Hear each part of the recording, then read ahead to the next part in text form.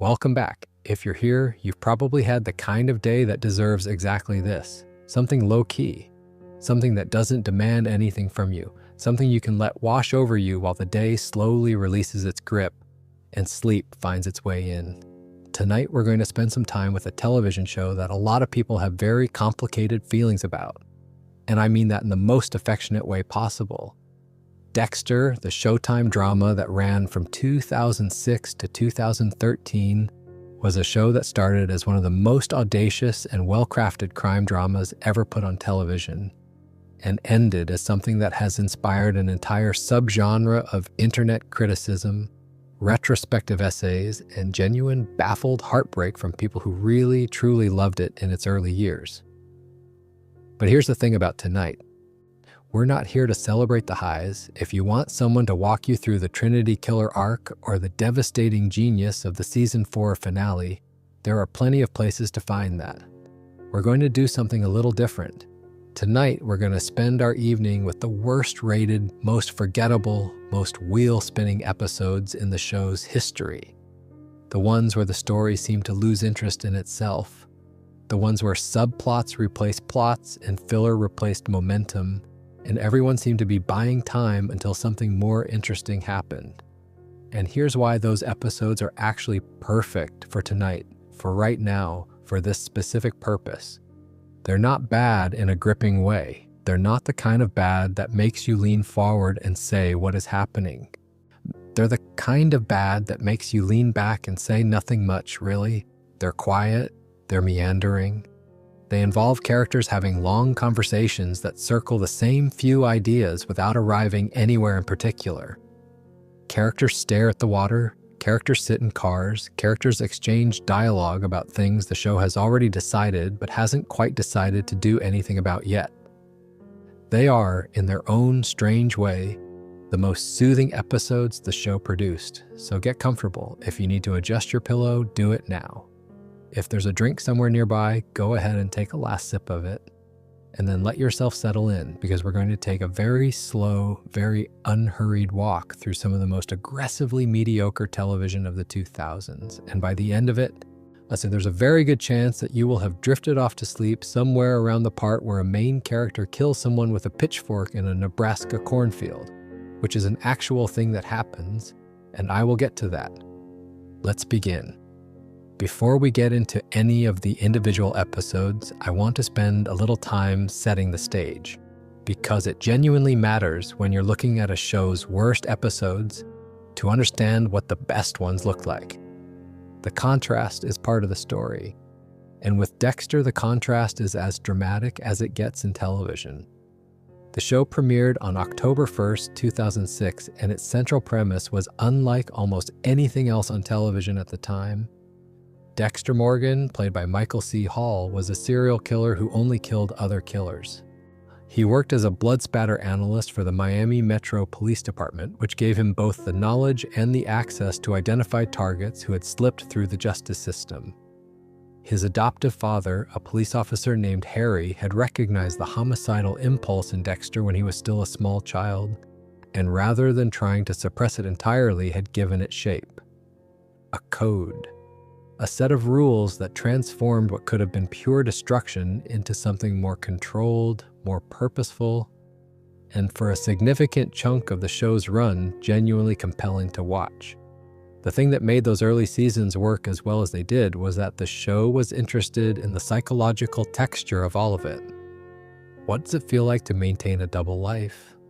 What does it feel like to care about people when you've been told and have largely believed that you're incapable of caring about anyone? What does it mean to have a code of ethics that is built entirely around murder? These aren't comfortable questions, and in the right hands, they weren't treated as comfortable questions. The show sat with them. It let them be strange and dark and funny in the way that only very dark things can be funny when they're handled well.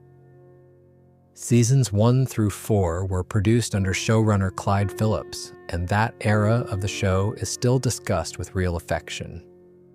Season 2 had the show firing on all cylinders as Dexter tried to evade an FBI investigation into the Bay Harbor Butcher, a vigilante killer whose work looked suspiciously like his own. Season 4 introduced the Trinity Killer, and played by John Lithgow in a performance that won him an Emmy. The Trinity Killer arc is the kind of television storytelling that people still reference when they're talking about how good long-form drama can be when everything goes right. The villain was genuinely frightening. The parallel between his double life and Dexter's was drawn with real intelligence. And the finale landed with a blow that very few shows have ever quite matched. Season 4's finale is rated 9.8 on IMDb. It's called The Getaway, written by Wendy West and Melissa Rosenberg and directed by Steve Schill, who won the Emmy for Outstanding Directing in a drama series for the episode. It ends with Dexter discovering that his wife, Rita, has been murdered by Trinity in their bathroom, with their infant son, Harrison, sitting in a pool of blood next to her. The show had spent 4 seasons letting Dexter inch toward something like a normal life, toward genuine love and genuine connection, and then it took that away in the most gut-wrenching way imaginable. It's one of the great hours of American television. And then Clyde Phillips left the show. This is the detail that everything else hangs on. When you look at the trajectory of Dexter's critical reception, Season 2 at 96% on Rotten Tomatoes, Season 4 at 88%, and then Season 6 at 38%, and Season 8 at 35%. The showrunner transition explains nearly all of it. The show that came after Phillips's departure wasn't a disaster all at once. It degraded gradually, losing confidence and momentum across several seasons, until by the time Season 8 came around, the writers seemed to have forgotten what had originally made any of it worth watching. But I'm getting ahead of myself. Let's slow down. We're not here to be angry about any of this. We're here to relax. We're here to let the worst of Dexter wash over us at a calm, unhurried pace, the way a very uneventful afternoon washes over a park bench. We'll start with the mildest disappointment on our list and work our way very slowly toward the thing that is still considered one of the most genuinely baffling series finales in television history. The 5th season of Dexter is not a disaster. I want to be clear about that before I say anything else. In the context of what came after, Season 5 actually holds up reasonably well. It had the unenviable task of following the most devastating season finale the show had produced, and it did so with a certain thoughtfulness that the later seasons entirely abandoned. The central premise, Dexter meeting a woman named Lumen, played by Julia Stiles, who survived a brutal assault and wanted his help finding the men responsible, was handled with more emotional weight than you might expect from a show built around a serial killer protagonist. The weakest episode of that season, by a fairly clear margin on IMDb, is the 5th one. It's called First Blood. And the reason it lands on this list isn't that it's terrible, it's that it's the least essential episode of a season that was otherwise doing something coherent. Let me set the scene for where we are in the story at this point. Dexter is grieving in the particular way that Dexter grieves, which is to say he's doing the outward performances of grief without quite feeling the thing itself.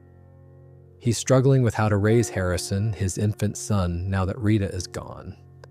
He's also being watched by a detective named Quinn, played by Desmond Harrington, who is beginning to suspect that the official story about Rita's death doesn't entirely add up. And Dexter has recently encountered Lumen for the first time, which has set in motion the central arc of the season.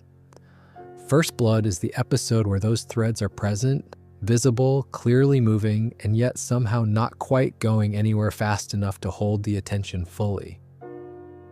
The Harrison subplot in this episode is a good example of how the season was occasionally spinning its wheels. There's a question raised about whether Harrison is somehow marked by his experience of finding his mother's body, whether the trauma has awakened something in him, whether Rita's death has planted a darkness in the child the way a different kind of trauma planted one in Dexter. It's an interesting question in the abstract. But the episode doesn't answer it, and the show doesn't really return to it with any conviction. It raises the possibility, hovers near it for a while, and then sets it aside to make room for other things. Quinn's investigation in this episode is similarly halted. He has suspicions, he makes moves, he enlists an old contact to look into Dexter's background. But nothing he does in this particular episode advances his understanding in a meaningful way. He's suspicious at the beginning of the episode, and he's suspicious at the end of a sentence, and the hour has passed without changing much about his position. What the episode does well in a quiet way is its use of atmosphere. The Miami setting is as warm and sun-drenched as always. And there's a specific quality to the way Season 5 frames Dexter against it. Slightly removed from all that color and light, slightly more isolated than he was in earlier seasons, working alone in a way that feels genuinely lonely rather than just solitary. Michael C. Hall was always the reason to watch the show, even when the writing was letting him down, and that's true here too. He has a gift for making Dexter's internal detachment feel like something lived in and real rather than a performed effect. Even in an episode where the plot is barely moving, there's something in his performance that keeps you watching, that makes you genuinely curious about what he's thinking underneath the composure. But the episode is still, by the numbers and by reputation, the low point of the season. It's the episode fans cite when they're doing rankings. It's the one that sits at 8.1 on IMDb, which means it's technically a very good episode by any objective standard, and yet in the context of a show that regularly hit 9s and higher, it registers as a kind of soft disappearance. The useful thing about First Blood, for our purposes tonight, is that it eases you in gently. It's a show at a lower energy than usual, not yet at the kind of low energy it would reach in later seasons, but already beginning the process of slightly loosening its grip on its own story. It's an episode you can watch with your eyes slowly growing heavier, following the general shape of events without needing to hold every detail in your head, and come out the other side having understood roughly what happened without having been gripped by any of it, which is exactly what we want tonight. Now, let's talk about Nebraska. If First Blood is an example of a good show having a slightly off week, Nebraska is an example of a season that has genuinely lost the thread, making a choice to spend an entire episode in a cornfield for reasons that are never quite adequately explained. Season 6 of Dexter arrived in October of 2011, and it was built around a religious-themed serial killer storyline. When Miami was being terrorized by what the press in the show's world called the Doomsday Killers, two men staging elaborate murder tableau drawn from the imagery of the Book of Revelation. The killings were visually striking, the kind of crime scenes designed to shock and disturb, arranged with a precision that suggested someone who had thought very carefully about what the imagery was supposed to mean. The main villain, Travis Marshall, was played by Colin Hanks. His mentor, the theology professor James Geller, was played by Edward James Olmos, who is a genuinely formidable actor and whose casting in the role felt like it was meant to signal a certain quality and seriousness of purpose on the part of the season. The problem was that the season had a twist it was building toward, that Geller had been dead the entire time, and that Travis had been seeing him as a hallucination, a projection of his own fractured psychology. And it held that twist back for so long across so many repetitive scenes of Travis and Geller arguing about the same things in the same ways, that by the time it was revealed, most of the audience had already figured it out. The mystery had collapsed under the weight of how hard the show was trying to maintain it. And alongside all of this was Dexter's own arc for the season, which involved a crisis of faith, a question about whether there was something spiritual in the universe that the Code of Harry couldn't account for, a friendship with a reformed criminal named Brother Sam who ran an auto shop in a Miami neighborhood and had genuinely changed his life. Brother Sam was played by Mos Def, and he was one of the more interesting supporting characters the show produced in its second half. His scenes with Dexter had a warmth and a moral complexity that the Doomsday Killer storyline frequently lacked. And then, at the end of the 6th episode of the season, Brother Sam was shot. A young man named Nick from the gang that Sam had formerly been part of came to the auto shop and put a bullet in him. Sam didn't die immediately. He lingered in the hospital, conscious, and in his final conversation with Dexter, he made a request. He asked Dexter to forgive Nick. He asked him to let it go. He asked him to choose the light.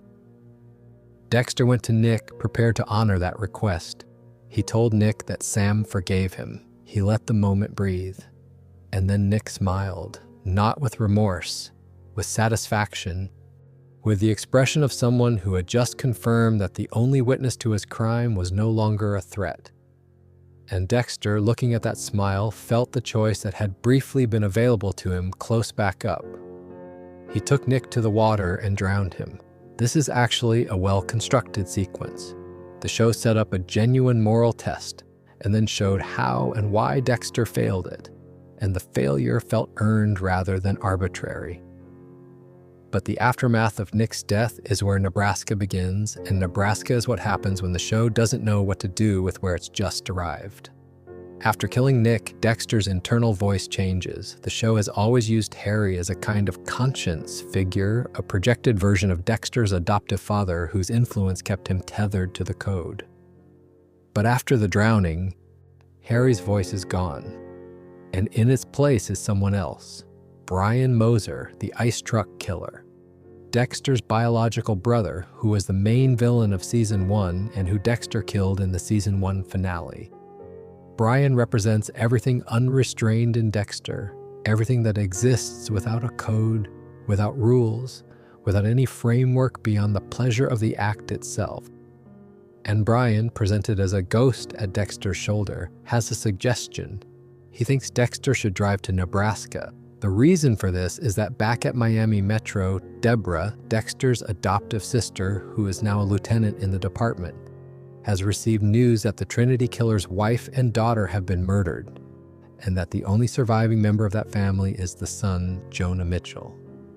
Jonah is the prime suspect, and Dexter, who knows that he personally killed Trinity, knows that Jonah can't have witnessed his father commit any recent murders because Trinity has been dead since the end of Season 4. So either Jonah is the killer or something else entirely is going on. Brian, delighted by all of this, thinks Dexter should drive 30 hours to Kearney, Nebraska and kill Jonah, just because. Just to see what it feels like to kill without the code, to kill someone who might not have done anything wrong, to be free of the constraints that Harry built for him, to embrace the dark passenger without any of the structure around it. And Dexter, in this episode, actually goes. He tells Deborah he needs a day off. He asks Jamie Batista, Angel's sister, to watch Harrison for a few days. He gets in his car and starts driving north.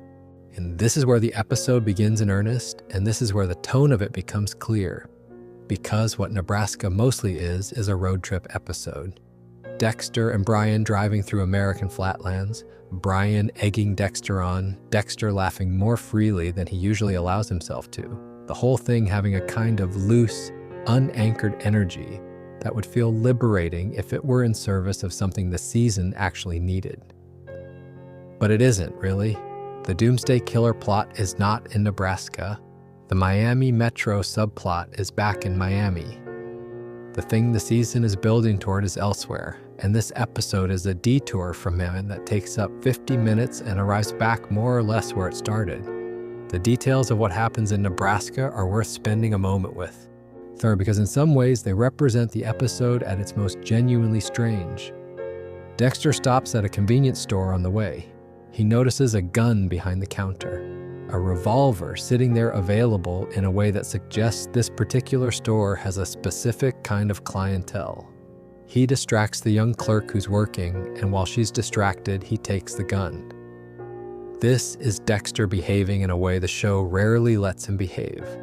Not methodical, not careful, just impulsive and slightly reckless, which is what Brian is urging him toward. He gets back in the car. And then, with Brian watching from the passenger seat, Dexter drives along a Nebraska highway and shoots at road signs out of the window until the gun is empty. There's something almost comedic about this image. Miami's most controlled forensic analyst, just shooting at road signs in Nebraska, laughing, ghost of his dead brother approving. It's the show attempting to portray a kind of freedom that Dexter rarely accesses, and in that specific moment, the scene almost works as a piece of character visualization. But it's surrounded by the low-energy drone of everything else the episode is doing, and it doesn't quite land the way it's trying to. Dexter arrives at the Shady Lane Motel where he pays cash to an innkeeper named Norm. Norm is immediately suspicious in a low-level, opportunistic way. He notices Dexter's Florida plates. He notices that Dexter's hands are too soft for the landscaping job Dexter claims to be doing. He notices the forensics kit in the trunk of the car. He is, in the language of crime fiction, a loose end in the making. While walking through the town, Dexter finds a small marijuana farm in a cornfield, Norm's operation, as it turns out. And Norm, watching from a distance, understands that this stranger from Florida has now seen something that could cause him serious problems. The two of them move toward an inevitable confrontation, while Dexter simultaneously tries to track down Jonah Mitchell and figure out what actually happened to Trinity's family. Brian continues to be present, continue to push, continues to represent the version of Dexter that doesn't think things through before acting. And somewhere in the middle of all of this, back in Miami, Deborah is trying to run a homicide division while also managing the Doomsday Killer case, which is not going well. LaGuerta is undermining her in departmental meetings. Quinn is being Quinn, which in Season 6 largely meant being professionally and personally unreliable in ways that created friction without generating any real drama. The Miami subplots in Nebraska are, if anything, even less compelling than the Nebraska subplots, which is a significant achievement. What I find most interesting about Nebraska in retrospect is the small window it opens into what the show might have been able to do with the season's themes if it had developed them with more conviction. The question of what Dexter's psychology looks like without the code, without Harry's voice as a guiding structure, without the rules that have organized his entire adult life, that's a genuinely rich question. The show gestures at it here in an unfocused and distracted way, but the core of it is interesting. What does a person become when the framework they've been handed is suddenly absent? The answer the episode gives mostly is someone who shoots at road signs, which is a little anticlimactic. We'll find out how Nebraska resolves in just a moment, but first let yourself breathe for a second. Notice how your body feels against whatever you're lying on, the weight of the blanket or the warmth of the room or the particular texture of the quiet around you right now. There's no urgency here. The road to Nebraska is long and flat and unhurried, and we have plenty of time. The resolution of Nebraska comes in two movements. The first involves Norm, the innkeeper, who has by this point stolen Dexter's forensic kit from his car after discovering that he stumbled onto the marijuana farm. Norm, operating on the assumption that Dexter must be working for some federal agency, or then the DEA, the ATF, somebody with the power to shut him down, decides that the best strategy is extortion. He wants $10,000 in exchange for the kit. He wants this, or he'll turn Dexter into whoever Dexter works for. The problem with this plan, from Norm's perspective, is that the gun he's now pointing at Dexter to enforce the demand is the same gun Dexter stole from the convenience store earlier in the episode. And Dexter knows that the gun is empty because he shot all the bullets at road signs somewhere on the highway. So he takes the gun calmly and he picks up the pitchfork that happens to be nearby. This is a Nebraska farm setting. Pitchforks are available, and he impales Norm with it. Brian, delighted, it suggests that it doesn't really matter whether someone deserves to die or not, that the code of Harry is just a cage, that Dexter could be so much freer without it. Dexter dumps Norm's body in a grain silo and drives to Jonah's hardware store. The confrontation with Jonah is the one moment in Nebraska that genuinely earns its place. Jonah attacks Dexter when he arrives, subdues him, holds a knife to his throat, and then asks Dexter to kill him. Not because he's dangerous, not because the code demands it, because Jonah knows what he did. When his sister took her own life after years of abuse, first from their father, the Trinity killer, and then from their mother, who redirected her grief into cruelty toward her surviving children. Jonah found her, and in the explosion of grief and rage that followed, he killed their mother. He is the one who committed the murders that Miami Metro is investigating, not following in his father's footsteps, ending his mother's. Dexter looks at Jonah, and despite Brian urging the kill, he lets him go. He tells Jonah to forgive himself. And then he gets back in his car and he drives Brian's shadow into a ditch at the side of the road.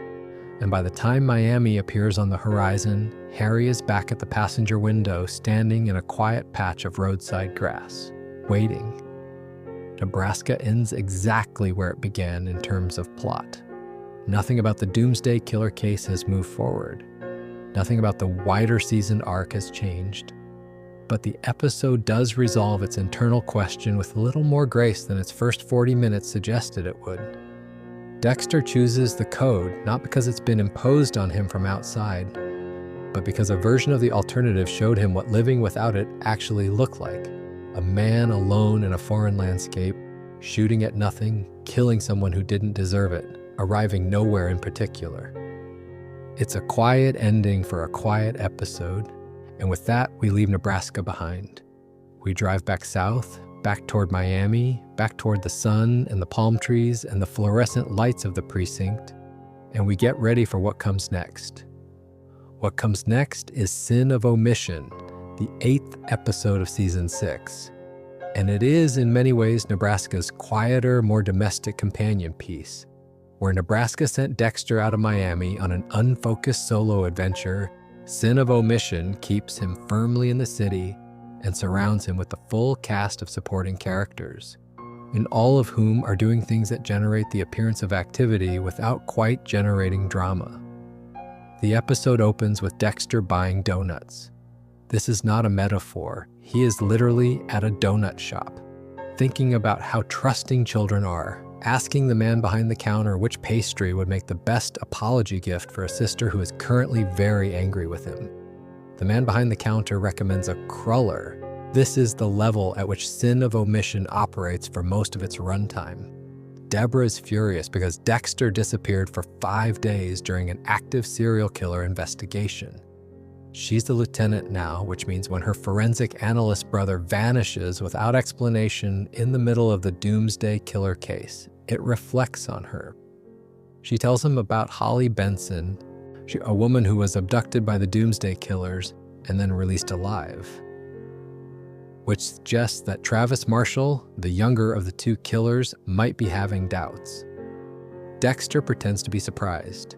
He already knows about Travis's doubts because he's been having covert conversations with him because Dexter has been independently pursuing the Doomsday Killers on the side of his regular work in a way that he hasn't told Deborah about.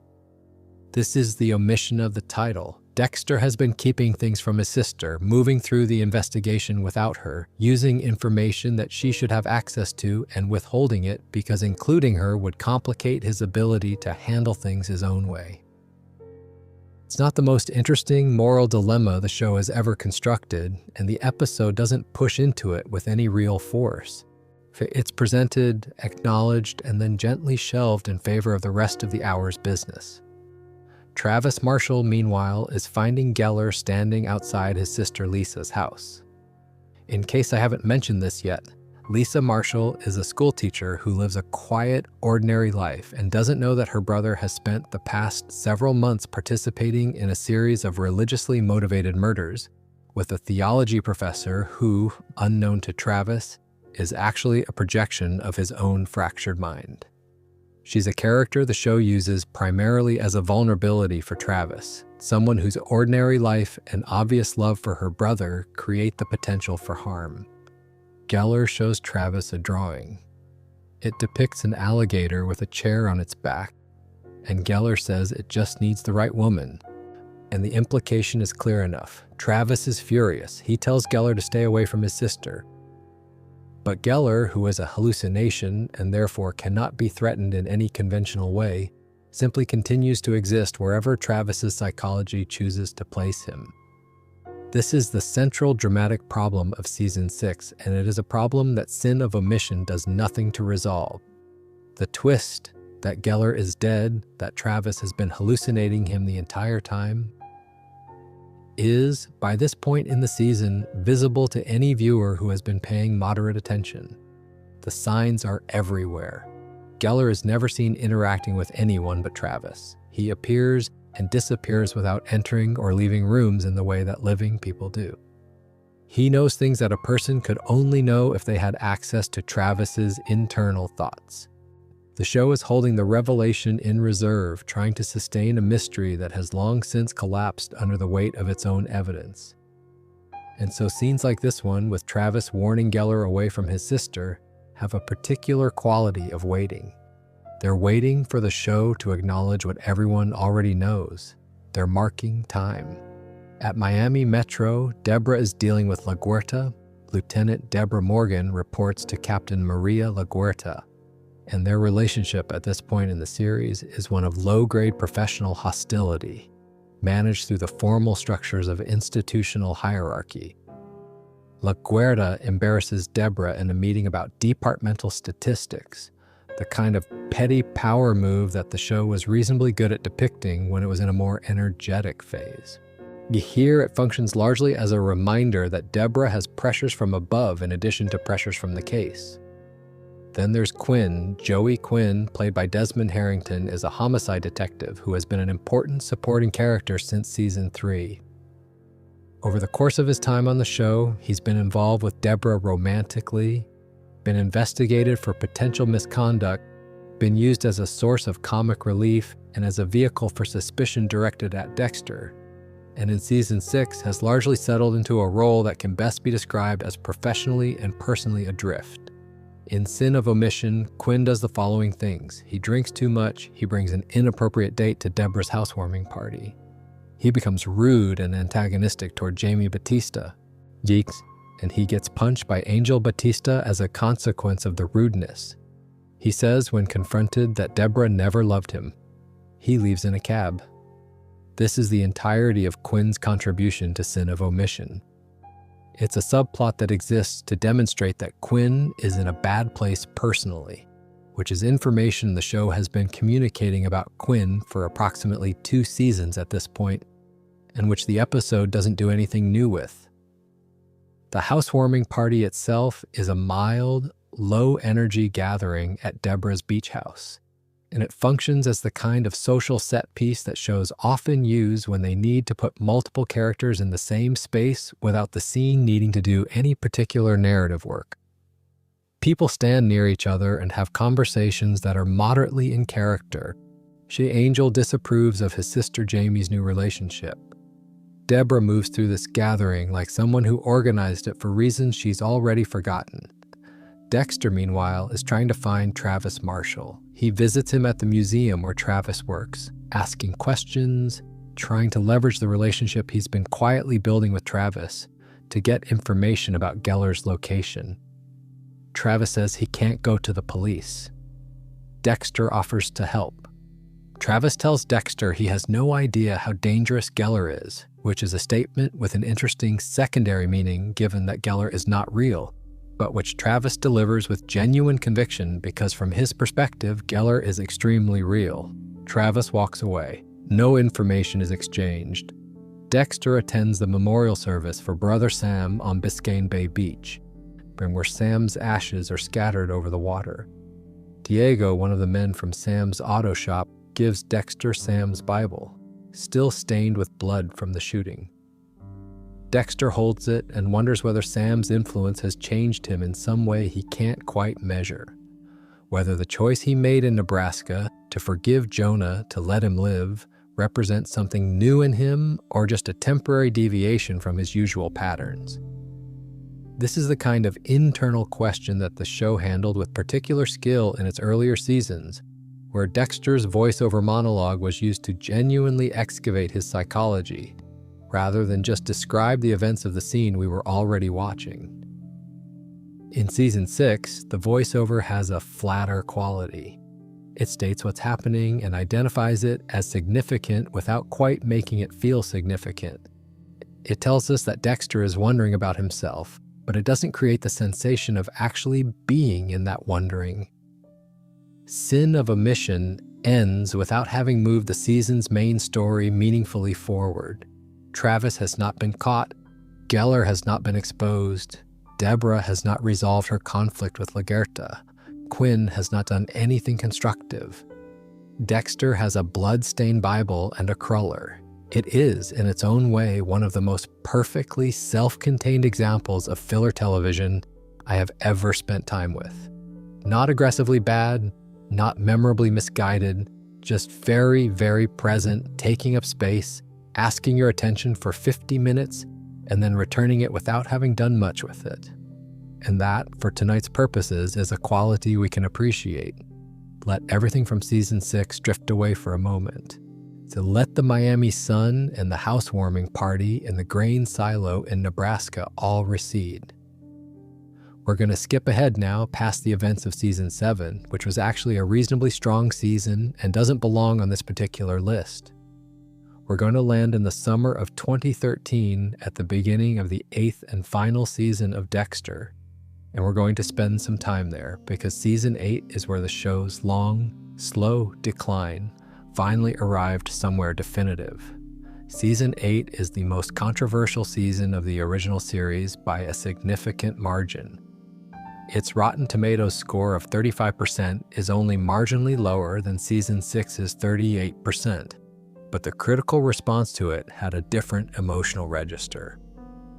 Season 6 was criticized as a bad season. Season 8 was mourned as a failed ending. If there's a difference between a show doing disappointing work in its middle years and a show utterly losing the thread in the moment it should have been tying everything together. The premise of Season 8 involved several elements that on paper were interesting. Dr. Evelyn Vogel, played by Charlotte Rampling, arrived as a neuropsychiatrist who revealed that she had been working with Harry Morgan decades ago when Dexter was a child. She had helped Harry design the code, which meant she was, in some sense, one of the architects of everything Dexter was. This is a genuinely compelling piece of backstory to introduce, and Charlotte Rampling is a genuinely impressive actress, and in the hands of a more confident writing staff, this could have been the season's backbone. There was also a new serial killer, someone called the brain surgeon, whose methods were designed to echo the neurological preoccupations of Vogel's research. There was Hannah McKay, the poisoner from Season 7, played by Yvonne Strahovski, returning to Miami in a way that complicated Dexter's plans. There was Deborah, whose psychology had been profoundly disrupted by the events of Season 7, trying to function as a private investigator after leaving Miami Metro, struggling with the weight of everything she now knew about her brother. And there was Harrison, Dexter's son, now a small child, whose existence was the clearest embodiment of what Dexter was supposedly fighting to preserve and protect. All of these are good ingredients. The season mostly squanders them. The 5th episode of Season 8 is called This Little Piggy. And I'll be honest about the name. I've spent some time thinking about what it's meant to evoke, and the best interpretation I've arrived at is that it's a reference to the children's nursery rhyme, perhaps evoking something about Dexter's role as a parent, or about the succession of kills and consequences that define his life, or about the innocence of childhood against the darkness of everything that follows it. But the episode doesn't make that connection explicit, and the title ultimately feels less like a deliberate thematic choice and more like a label applied to an episode that hadn't fully decided what it was about. The episode's central narrative concern is Zach Hamilton, a young man who Dexter has been observing and who Vogel has been meeting with separately. Dexter believes Zach is a psychopath, not in the clinical sense, although perhaps also in the clinical sense, but in the specific sense that the show uses the word to describe people who have the same compulsions Dexter has, who are drawn to killing in the way that Dexter is drawn to killing. He's been watching Zach the way a professional might watch a promising intern, with a complicated mixture of recognition and concern. Vogel won't tell Dexter about her sessions with Zach. She maintains professional confidentiality even in circumstances where that confidentiality seems somewhat beside the point, given that Dexter is asking about it in his capacity as a vigilante serial killer who is also somehow her associate. The episode moves through a series of conversations between Dexter and Vogel, between Dexter and Zach, to between Deborah and a character named Elway, who employs her at the private investigation firm. There are discussions of the code, discussions of what Dexter's obligations are to a young person who might be following a path similar to his own, discussions of whether Vogel and Dexter's unusual professional relationship is actually built on anything like trust. These conversations are not without interest as individual exchanges. Charlotte Rampling is good in every scene she appears in, bringing a quality of precise intelligence to Vogel that makes her feel genuinely formidable even when the material being given to her is somewhat thin. And Michael C. Hall is, as always, doing more than the script requires him to do, finding textures in Dexter's responses that the writing barely hints at. But the episode has the feeling, which is the defining feeling of Season 8 at this point, of a story that is not yet ready to become what it needs to be. It's moving pieces around. It's creating arrangements that might pay off in 4 or 5 episodes' time. It's doing the work of the middle of a season when it's actually in the back third of a final season. The brain surgeon, who should be the season's central threat, is present in Season 8's 5th episode in approximately the same way that a storm front is present on a weather map for a location 3 states away. You know it's coming. You can see the general direction of travel. But right now, looking out the window, everything is calm. Saxon, who is the brain surgeon, though the season hasn't fully confirmed this yet by episode 5, is a presence more felt than seen. He's represented primarily through the crimes that Vogel is analyzing and the theoretical framework she uses to discuss them. He's an idea, a symbol, a category of threat.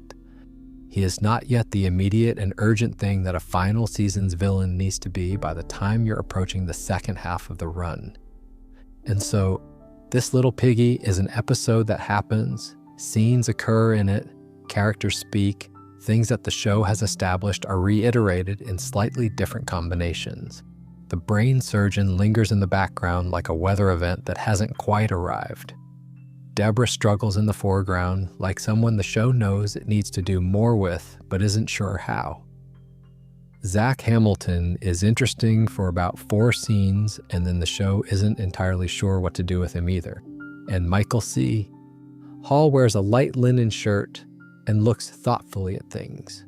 There is something deeply restful about this, not restful in the sense of satisfying, but restful in the sense that nothing in this little piggy will disturb whatever state of pleasant blankness you may be beginning to drift into. The pace is slow, the stakes feel distant, the conversations are long and mostly circular.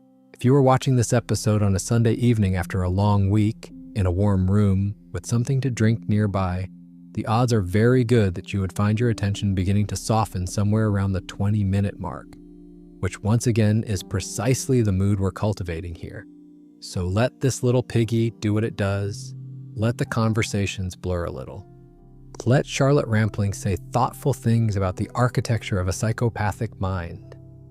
Let Dexter look at Zach with the expression of someone doing complicated calculations. Let the brain surgeon stay a few states away on the weather map. Let Season 8's 5th episode be exactly what it is. An hour of television that is trying very hard without quite managing to arrive anywhere surprising. The next episode we're going to spend time with is one of the more self-aware pieces of accidental comedy in Dexter's back catalog. It's the 8th episode of Season 8, and it is called Are We There Yet? And I promise you that I am not making that up. But before we get there, let me take a moment to talk about what Season 8 felt like from the outside, from the viewer's perspective, as it was airing in the summer of 2013. There's a specific kind of television experience that fans of long-running dramas know well. It's the experience of watching a show in its final season and feeling, somewhere in the first few episodes, a faint but persistent anxiety. A sense that the show is not quite accounting for its own timeline, that it's still behaving like a show with seasons to spare when it only has 12 episodes left to complete an 8-year story. That it's making the choices of a middle season when it should be making the choices of a last season. Breaking Bad, which was airing around the same time, was the counterexample. Breaking Bad's 5th season, its last season, opened with the knowledge that it was ending, and it conducted itself accordingly. Every episode felt weighted with consequence.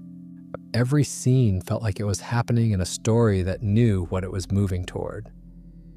Dexter's 8th season opened and then continued without quite that same sense of urgency. It introduced new characters in its first episode. It established new subplots. It set up new mysteries. It behaved in its opening weeks like a show that had decided the final season was a good time to expand rather than consolidate. Dr. Vogel was new.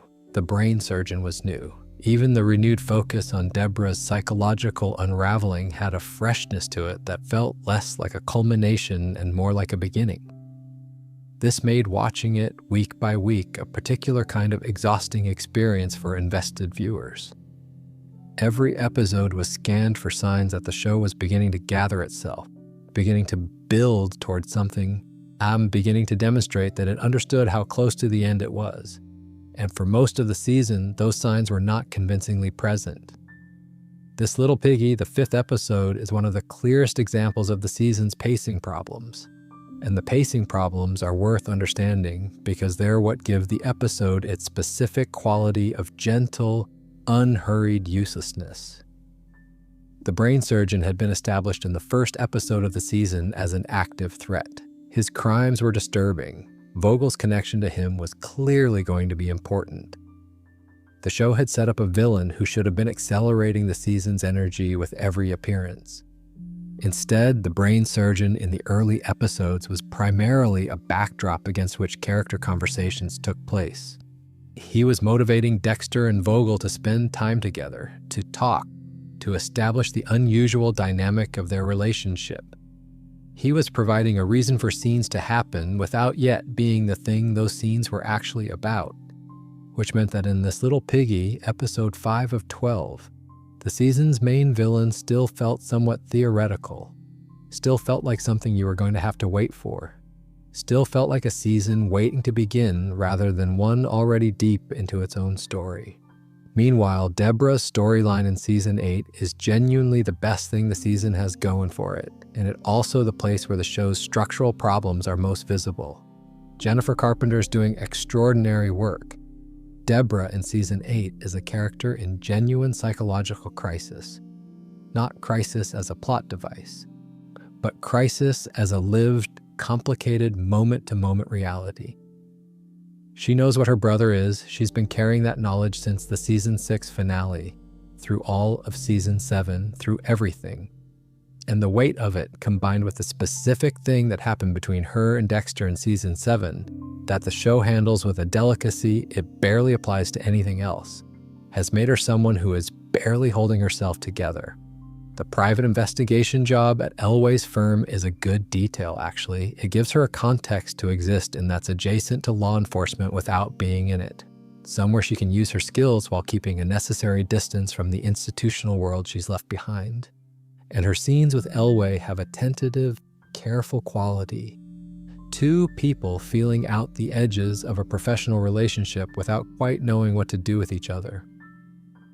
But in This Little Piggy, as in the episodes around it, Deborah's arc is given less space than it deserves. The show keeps returning to Dexter and Vogel when it should be spending time with Dexter and Deborah, with the relationship that has always been the show's emotional center, with the question of whether two people who have been through what they've been through can find any way back to each other.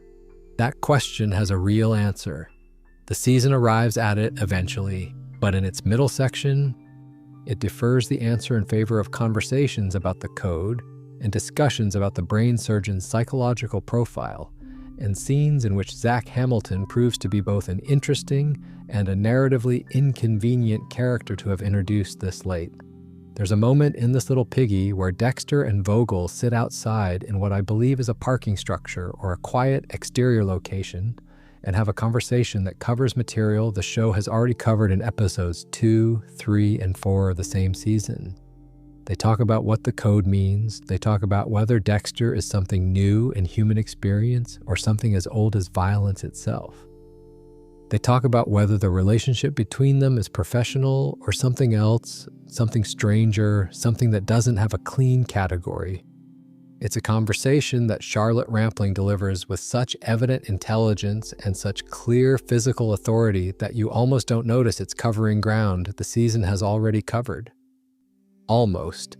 But by the 5th time you're in roughly this scene, the repetition is visible, and it makes the episode feel like a holding pattern rather than a step forward. There are worse ways to spend an evening than watching Charlotte Rampling have the same conversation 4 times with increasing elegance.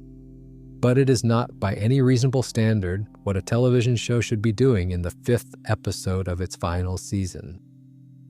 And now, with that context established, we can move forward. We can leave this little piggy in the warm Miami summer where it belongs, and we can pick up the story 3 episodes later, where the show has the self-awareness to name its own predicament, and where an episode's title becomes an unintentional piece of commentary on everything we've been discussing. Are we there yet? No, but we're getting closer. If you're still with me, and I think you are, let yourself notice the way the room has settled around you. The sounds that exist in your space right now,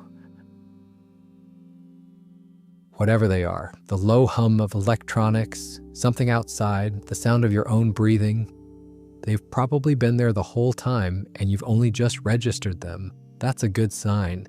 That means you're releasing the kind of surface attention that keeps the dazed noise in your head and moving towards something quieter. Season 8 of Dexter rewards exactly that mode of watching because it doesn't ask very much of you. It presents events. It progresses, it cycles through its cast of characters in a pattern that becomes familiar and almost rhythmic after a while. Dexter and Vogel, Dexter and Deborah, Dexter and Zach. Dexter and the specter of Saxon somewhere in the background, waiting to become urgent. And we will get there. We will get to the urgency eventually. But first, are we there yet? Are we there yet is the 8th episode of season 8. And it holds the distinction of being one of those television episodes whose title becomes more interesting the worse the season around it is. There's a version of that title that's a winking piece of self-awareness on the part of the writers. An acknowledgement that yes, we know this final season has been slow to arrive at its destination, and here's a little joke about it in the title card. Knowing. And slightly charming in its honesty, the show poking gentle fun at its own pacing issues. That's one reading. The other reading is that the title is simply descriptive, that the writers chose, "Are we there yet?" because it captured the essential tension of the episode. Are Hannah and Dexter there yet? Have they reached the point of committing fully to each other and to the plan they've been developing? Have they arrived at the version of their relationship that can sustain an escape to Argentina? And they did not pause to consider that it would also function as an audience's exasperated question directed at the season itself. Both readings are available. Neither makes the episode better. Hannah McKay is back in Miami. This is the central development that Are We There Yet is organizing itself around. Hannah, played by Yvonne Strahovski, was Dexter's great love interest of season 7, a woman with a particular skill set. She poisoned people primarily, though she was comfortable with other approaches when necessary. Who was arrested at Deborah's instigation and then disappeared while in custody, presumably fleeing the country. Dexter had feelings about her that were genuinely complicated. She was someone he was drawn to in a way that was different from how he'd been drawn to anyone before. Someone who didn't require him to perform normalcy. Someone who already knew what he was and wasn't frightened by it. When she returns in season 8, the show uses her return primarily to set up a logistical framework for the season's endgame. Dexter's planning to leave Miami. He has Harrison, who is his son and his responsibility, and the clearest reason he has to want a different kind of life. He has Hannah, who cannot safely stay in the United States. He has Argentina, which is where people on television go when they need to disappear. The plan requires passports and timing and a willingness to leave behind everything Dexter has built in Miami. His job, the department, the version of himself that has functioned there for years. It's a good endgame premise, actually. The idea of Dexter walking away from everything, choosing the people he loves over the life he's constructed, is the kind of conclusion that would make thematic sense given the journey of the character. It's what 8 seasons of gradual humanization have been building toward. The problem is the execution. And Are We There Yet is a very clear example of the execution's problems. The episode is organized around several things happening simultaneously. Dexter's trying to locate Hannah and confirm that she's both safe and genuinely committed to the plan. Zach Hamilton, the young psychopath Dexter has taken on as a kind of unofficial student, continues to create complications. He shows up at Dexter's building and Dexter has to manage him because Zach is supposed to be learning the code but is also, unavoidably, the kind of person who needs very careful management. Deborah is at her beach house, trying to put herself back together in a way that her storyline has been promising for several episodes without quite delivering, and the brain surgeon is still out there, still doing things, still generating the crime scenes that Vogel is analyzing, still waiting to become the immediate, present threat that a final season's villain is supposed to be. Let me spend a moment on Deborah, because Deborah's beach house scene in Are We There Yet is one of the episode's few moments of genuine emotional weight, and it deserves some attention even on a list of episodes that are mostly notable for their lack of emotional weight. By this point in Season 8, Deborah Morgan has been through more than possibly any other character in the show's run. She watched Dexter kill Travis Marshall at the end of Season 6. She spent Season 7 being slowly consumed by the knowledge of what he was, by her attempts to protect him and the cost those attempts extracted from her. She left Miami Metro. She is working as a private investigator in a city she used to police. And she is a woman who has had to rewrite her entire understanding of the person she loves most in the world. And she's done it not once, but continuously, each new revelation requiring another round of revision. Jennifer Carpenter plays all of this with complete commitment. In the beach house scene in Are We There Yet, there's a quietness to Deborah that feels hard-won, like something that came after a long time of not being quiet, like stillness that cost her something to arrive at. She and Dexter sit together, and she tells him about Elway, about the job, about the tentative, fragile possibility that she might be finding her way back to some version of okay. It's a good scene. It's a scene that works. And it works in part because of what it asks of you, which is to sit with two people who have a long and complicated history together and just be present with them for a few minutes without anything exploding or being revealed or being dramatically altered. This is the mode that Are We There Yet operates in most comfortably. The mode of sitting with people in a room and watching them navigate the complicated emotional aftermath of a story that has been going on for a very long time. It's not gripping in the traditional sense, but it has a warmth and a human texture that the episode's plot mechanics, the logistics of Argentina, the complications around Zach, the distant specter of Saxon consistently fail to provide. What Are We There Yet ultimately is, in its broadest shape, is a bridge. It's an episode that exists to connect the middle section of the season to its final act. It contains scenes that are necessary setups for things that will happen in episodes 9, 10, 11, and 12. It puts pieces on the board that the endgame requires to be there. And in that function, it's doing something useful, something the season needs, even if the doing of it makes for unremarkable television. The show's title question gets answered implicitly by the episode's ending. Dexter and Hannah are together. The plan is forming. Deborah is moving, slowly, in a direction that might eventually lead somewhere better. The brain surgeon has been identified in a way that makes the final confrontation feel more imminent. Not there yet, but getting there. Slowly. at the pace of a show that started a final season and forgot that final seasons are supposed to move differently than the ones that came before. Let yourself drift for a moment if you haven't already. The pace of season 8, this gentle, unhurried, going nowhere in particular pace, is almost meditative once you stop expecting it to do something it's decided not to do. It's Miami in the summer, which is warm and slow and slightly liquid. Its characters in beach houses and hotel rooms and forensics labs, talking and circling and sitting with each other. It is not urgent. It is not building to anything that feels imminent. We have 2 episodes left on our list tonight, and I want to warn you gently that the second of the 2 is the one that needs the most attention, because what happens in the series finale of Dexter is extraordinary in a way that is difficult to convey without walking through it in some detail. But we'll get there. For now, let's talk about Goodbye Miami. Goodbye Miami is the 10th episode of season 8, which means there are 2 episodes left after it, Monkey in a Box and the finale when it airs. At this point in any other season's run, the show would typically have been building toward its climax with increasing momentum. Season 4's 10th episode, for instance, had Dexter actively hunting Trinity, while Trinity was actively hunting him.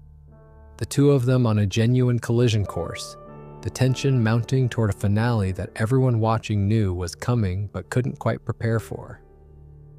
Season 8's 10th episode is Goodbye Miami, and it rates 6.9 on IMDb, the lowest score of any non-finale episode in the show's 8-season run. The episode's primary business is plans. Dexter's planning to leave Miami. Hannah is planning to leave Miami. Harrison needs documents and arrangements made. Deborah, who has been slowly rebuilding her relationship with her brother over the course of the season, needs to know where things stand. Saxon, who is Oliver Saxon, who is the brain surgeon, continues to be an adversarial presence that the season is trying to build toward a confrontation with, but hasn't quite arrived there yet. The Vogel and Dexter through line that has characterized much of season 8 reaches a particular emotional beat in this episode. Vogel has been something of a maternal figure to Dexter throughout the season. Or more precisely, she's been the person who claims to have been a maternal figure to him, who helped shape the environment in which he became who he is, who speaks about him with the authority of someone who was present at his formation, even if that presence was largely professional rather than personal. There's a scene in Goodbye Miami where Vogel tells Dexter something about the original research she did with Harry, about the theoretical framework that underpinned the code, about why she believes Dexter represents something she's spent her professional life studying and trying to understand. It's the kind of scene that Charlotte Rampling is very good at, sitting across from Michael C. Hall and speaking to him as if she's reading from a document that only she can see. Every word measured, every pause exactly the right length. The scene is well acted, the dialogue is thoughtful, in the particular way that season 8's dialogue is thoughtful, which is to say it's intelligent without being entirely earned. It's saying things that sound like the product of deep reflection, but arrive in an episode that hasn't fully done the work to make that reflection feel grounded in everything that's come before. What should have made Goodbye Miami a devastating episode is the thing that happens at its end. Deborah is shot. Oliver Saxon, who has been circling the edges of the story for weeks, catches up with her in the old Randall Psychiatric Hospital where Dexter has set up one of his kill rooms. Saxon shoots her in the abdomen. It's sudden, it's violent, and it's the moment the season needed to find about 4 episodes earlier. The problem with Goodbye Miami as an episode is that it spends 40 of its approximately 50 minutes in the planning phase, the logistics phase, the careful arrangement of the pieces that will be required for the finale, and then delivers the thing it should have been building to in its final minutes. The shot that hits Deborah registers with a force that the rest of the episode hasn't earned, arriving not as the culmination of a sustained arc of tension, but as a sudden injection of urgency into an hour that had been carefully declining to be urgent. And this is the central structural failure of season 8 in microcosm. The show knew clearly what its emotional payoffs were supposed to be. The Deborah shooting is effective. The scenes that follow from it in the final 2 episodes have genuine weight. But getting to those scenes required sitting through Goodbye Miami, which is an episode designed to be a bridge to a destination that should have been visible long before episode 10. There's also a subplot involving Jacob Elway, the private investigator who employs Deborah and who has developed his own reasons to want to find Hannah McKay. Elway is a character who the season introduces somewhat late and invests with more significance in its final 3 episodes than his earlier appearances have justified. He's following Hannah, he's at the airport, he's creating complications for the escape plan that Dexter has been assembling. Elway is not by any measure a compelling antagonist. He's a complication in the shape of a person, a logistical obstacle given dialogue and a face. He occupies time that the season's actual antagonist, Saxon, should be occupying, for in his presence in these final episodes creates a dispersal of energy at exactly the moment when energy should be concentrating. But there is something restful about watching a show manage its logistical problems with such focused effort.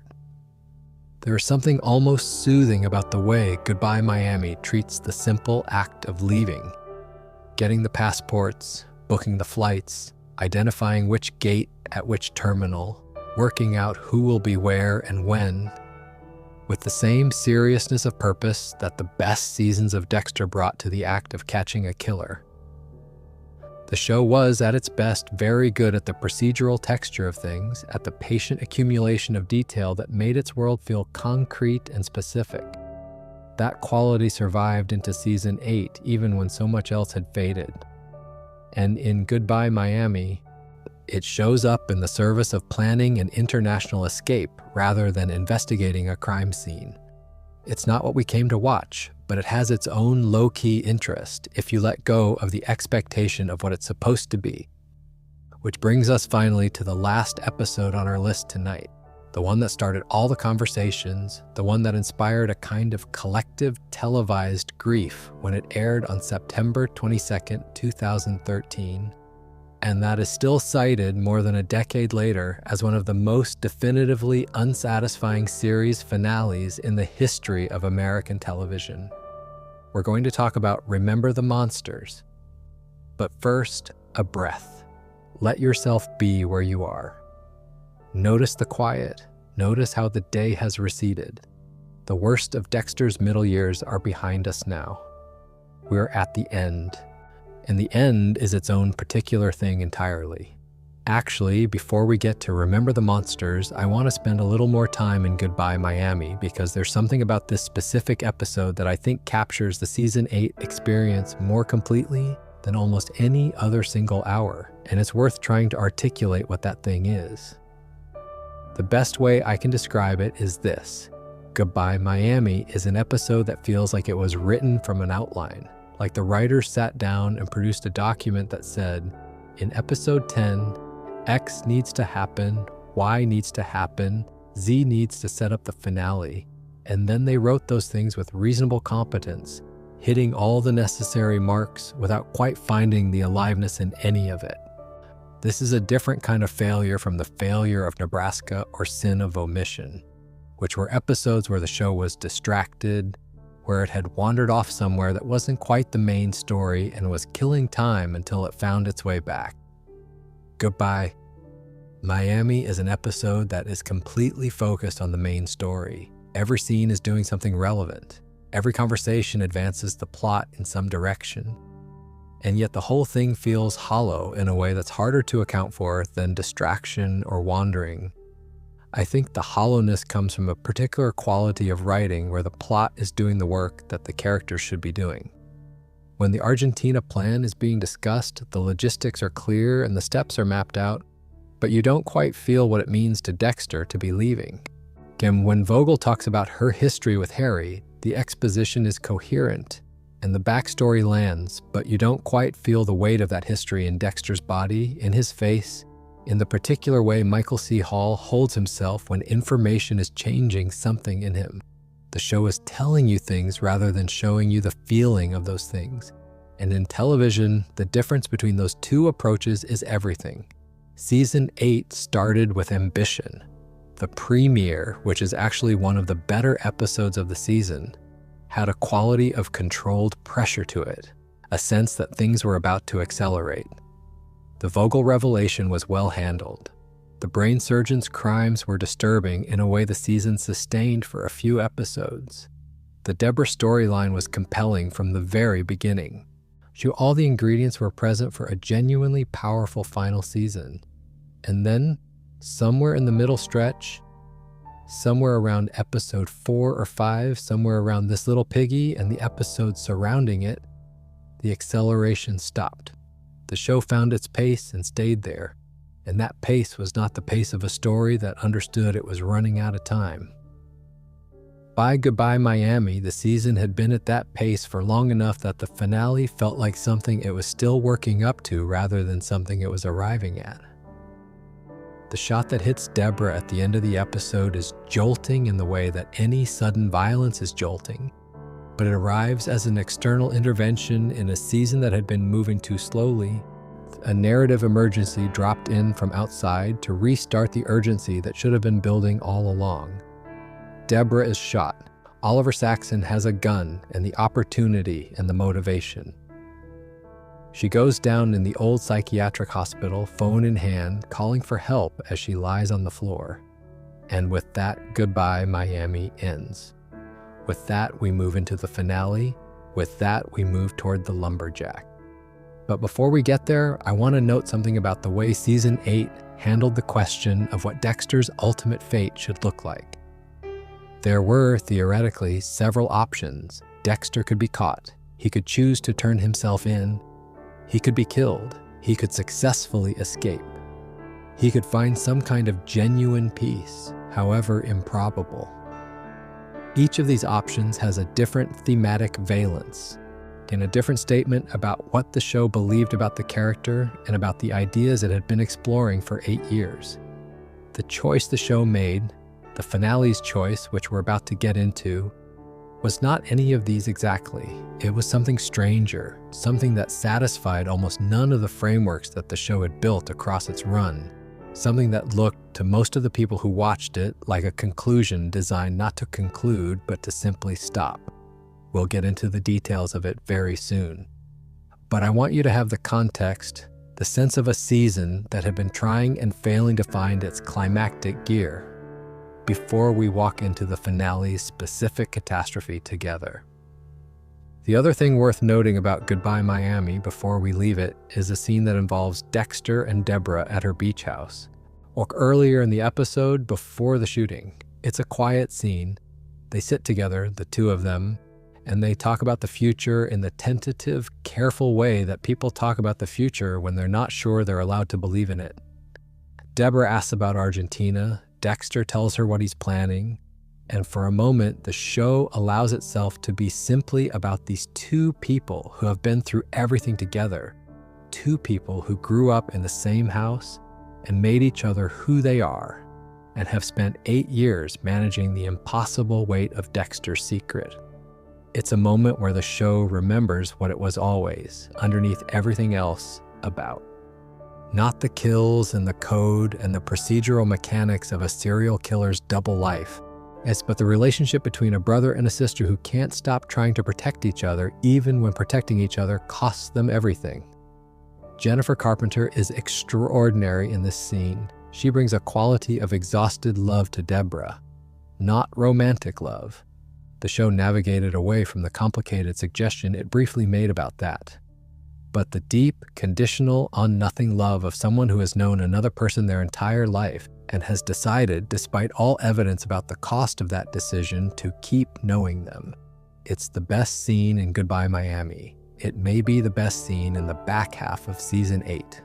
And it arrives in an episode that is otherwise mostly concerned with passports and flight schedules and the physical geography of Miami International Airport. Which is to say, even in its weakest material, Season 8 could occasionally find its way back to what it knew how to do. It just didn't do it often enough, for long enough, at the moments that mattered most. That's Goodbye Miami. That's the penultimate chapter of a story that deserved a better ending than the one it got. And now, finally, it's time to talk about Remember the Monsters.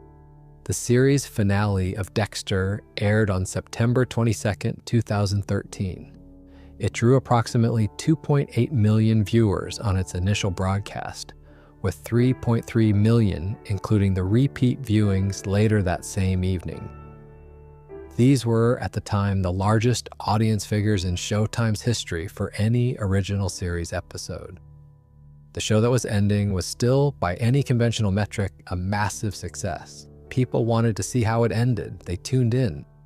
And what they found over the course of 56 minutes, written by Scott Buck and Manny Coto, and directed by Steve Schill, the same director who had helmed the magnificent Season 4 finale, which is a detail that only deepens the tragedy of what Season 8 became, was a finale that has been described in the years since in terms ranging from confused to baffled to quietly devastating in the most literal sense of the word. Not emotionally devastating, devastating in the sense of a thing that has been destroyed. It currently holds a 4.6 on IMDb. For comparison, the Season 4 finale holds a 9.8. The same show, the same character, the same Miami, different finales. The difference between a 9.8 and a 4.6 is a story about what happens when a show forgets what it's about. And we're going to walk through that story now. Carefully, slowly, the way you walk through something that needs to be fully seen to be understood. Let's begin at the airport. Hurricane Laura is threatening Miami. This is the first thing the series finale of Dexter establishes, and it's worth dwelling on for a moment because the choice to set the finale against the backdrop of an approaching hurricane is one of the few choices the episode makes that clearly means something thematically. A hurricane is a force of overwhelming, indifferent nature bearing down on a carefully constructed artificial world. A hurricane doesn't care about the structures in its path. It doesn't recognize the years of effort and maintenance that went into building them. It simply arrives and then it doesn't. And when it's over, what's left is whatever survived. Dexter Morgan has been a hurricane in a sense, or he's lived adjacent to one. The Code of Harry is a structure designed to channel something overwhelming and indifferent, to give shape and direction to a force that would otherwise simply destroy. The show has spent 8 years exploring what it looks like to maintain that structure and what it costs, and whether the structure itself is worth maintaining at all. And now the finale is set against an actual hurricane, as if the show were reaching for one final moment of visual metaphor before it ended. This is, in theory, a meaningful choice. In practice, Hurricane Laura functions primarily as a logistical complication. It makes the airport busy, it evacuates passengers from boarding areas, it creates weather that affects driving conditions. It serves, in other words, as a plot obstacle rather than a symbol.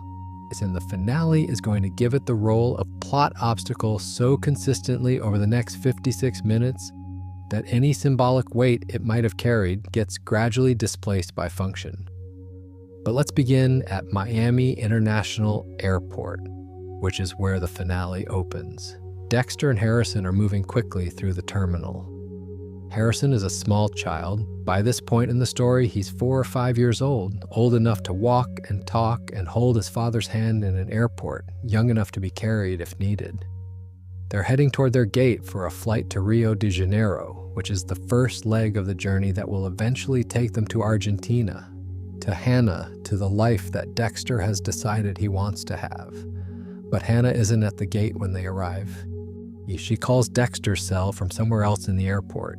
She's in the women's bathroom hiding. Jacob Elway, the private investigator who has been tracking her, is in the boarding area watching the gate. If she comes out, he'll see her. If she doesn't come out, they'll miss the flight. Dexter assesses the situation with the particular quality of calm that Michael C. Hall has always brought to Dexter's problem-solving mode. There is a gift shop nearby. He buys a backpack. He fills it with items from the shop. A water bottle, some books, things that give it weight and substance.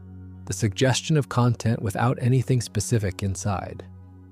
He approaches the gate, sets the backpack under a chair near where Elway is standing, and then walks over to the gate agent, a woman named Casey, and introduces himself as a Miami forensics analyst. He tells her he saw a man leave a bag unattended and walk away. He points to Elway. Airport security is called. Elway is detained. The boarding area is evacuated while the bag is examined. And because the boarding area is evacuated, all passengers are cleared from the gate, and the flight is delayed, which means Dexter's plan to solve the Hannah problem by removing Elway from the boarding area has worked, except that removing Elway from the boarding area has also made it impossible to board the plane that was going to take them out of Miami. There's something almost slapstick about this. The plan that solves the immediate problem creates the next problem. The man who is a forensics genius who has evaded professional investigators and federal agencies for 8 years and defeats the private detective at the airport by getting him detained and inadvertently canceling his own flight. In a different kind of show, a comedy, a satire, a show that was aware of its own absurdities and leaned into them, this might work. It might be a moment of ironic self-awareness, the great dark protagonist undone by a moment of his own improvisation. But Dexter is not playing this for comedy. It plays it straight, and the scene proceeds as though this is simply what happened without quite registering the comedy of it. Dexter takes Harrison back through the airport and calls Hannah. They need a new plan. She needs to find another way out of Miami. He'll meet her later. He drops Harrison somewhere safe, with a neighbor or with Jamie. The details of exactly where Harrison goes in this section of the episode are somewhat glancing and redirects toward the most urgent thing. Deborah is in surgery. This is what the news reports when Dexter checks his phone. His sister, who was shot by Saxon at the end of Goodbye Miami, is in the operating room at the hospital. Quinn is there. Angel is there. The department is there. The woman who has been through everything with him, who has known him his entire life, who has loved him with the unconditional and complicated love of someone who built their identity around another person and then had to watch that person be revealed as something terrifying and chose to love them anyway. She's in surgery, and Dexter doesn't go to the hospital immediately. He goes to deal with Saxon first. Thomas Matthews, who is the chief at Miami Metro, calls Dexter to tell him that Saxon escaped from the hospital after shooting Deborah. He hijacked a truck on his way out. He's somewhere in Miami with a hurricane bearing down, making his way toward whatever he's decided to do next. Dexter has the location of the kill room he'd set up and the equipment he'd assembled, and the psychological profile he's built of a man who has been operating as a serial killer for years, and who now has no reason to be cautious anymore. He has a plan in the way that Dexter always has plans, built on the patient accumulation of information that his professional and personal life provides. He has a reason to act because Saxon represents a genuine threat to Hannah and to Harrison and to the last possibilities of the life he's been trying to build. He goes after Saxon. He drops Hannah back at the hotel first. With the hurricane approaching Miami and Elway circling the area, she needs to stay out of sight and find another route out of the country. She needs to get herself to a safe position while Dexter handles the last piece of the puzzle. And here, in the middle section of the finale, there's something worth noting about the emotional landscape of the episode. Because Dexter, in this moment, is doing what Dexter has always done. He's problem solving. He's moving through a crisis with the efficiency and composure that have always been his most characteristic qualities. He's doing the work, he's handling it, he's making sure that every element is addressed and every threat is neutralized before he lets himself attend to the things he actually cares about. And this is also the thing that has always been his central failure, the inability or the refusal to let the emotional reality of a situation interrupt the procedural response to it. His sister is in surgery, and he is in a car driving through pre-hurricane Miami, thinking about how to catch a serial killer. Season 8 has been circling this question. Can Dexter change? Can he break the pattern? Can he choose the people he loves over the procedural logic of the code? And the finale is going to answer it in a way that is technically a yes and effectively a no, which is perhaps the most honest thing the episode does, even if it does it in a way that produces more confusion than clarity.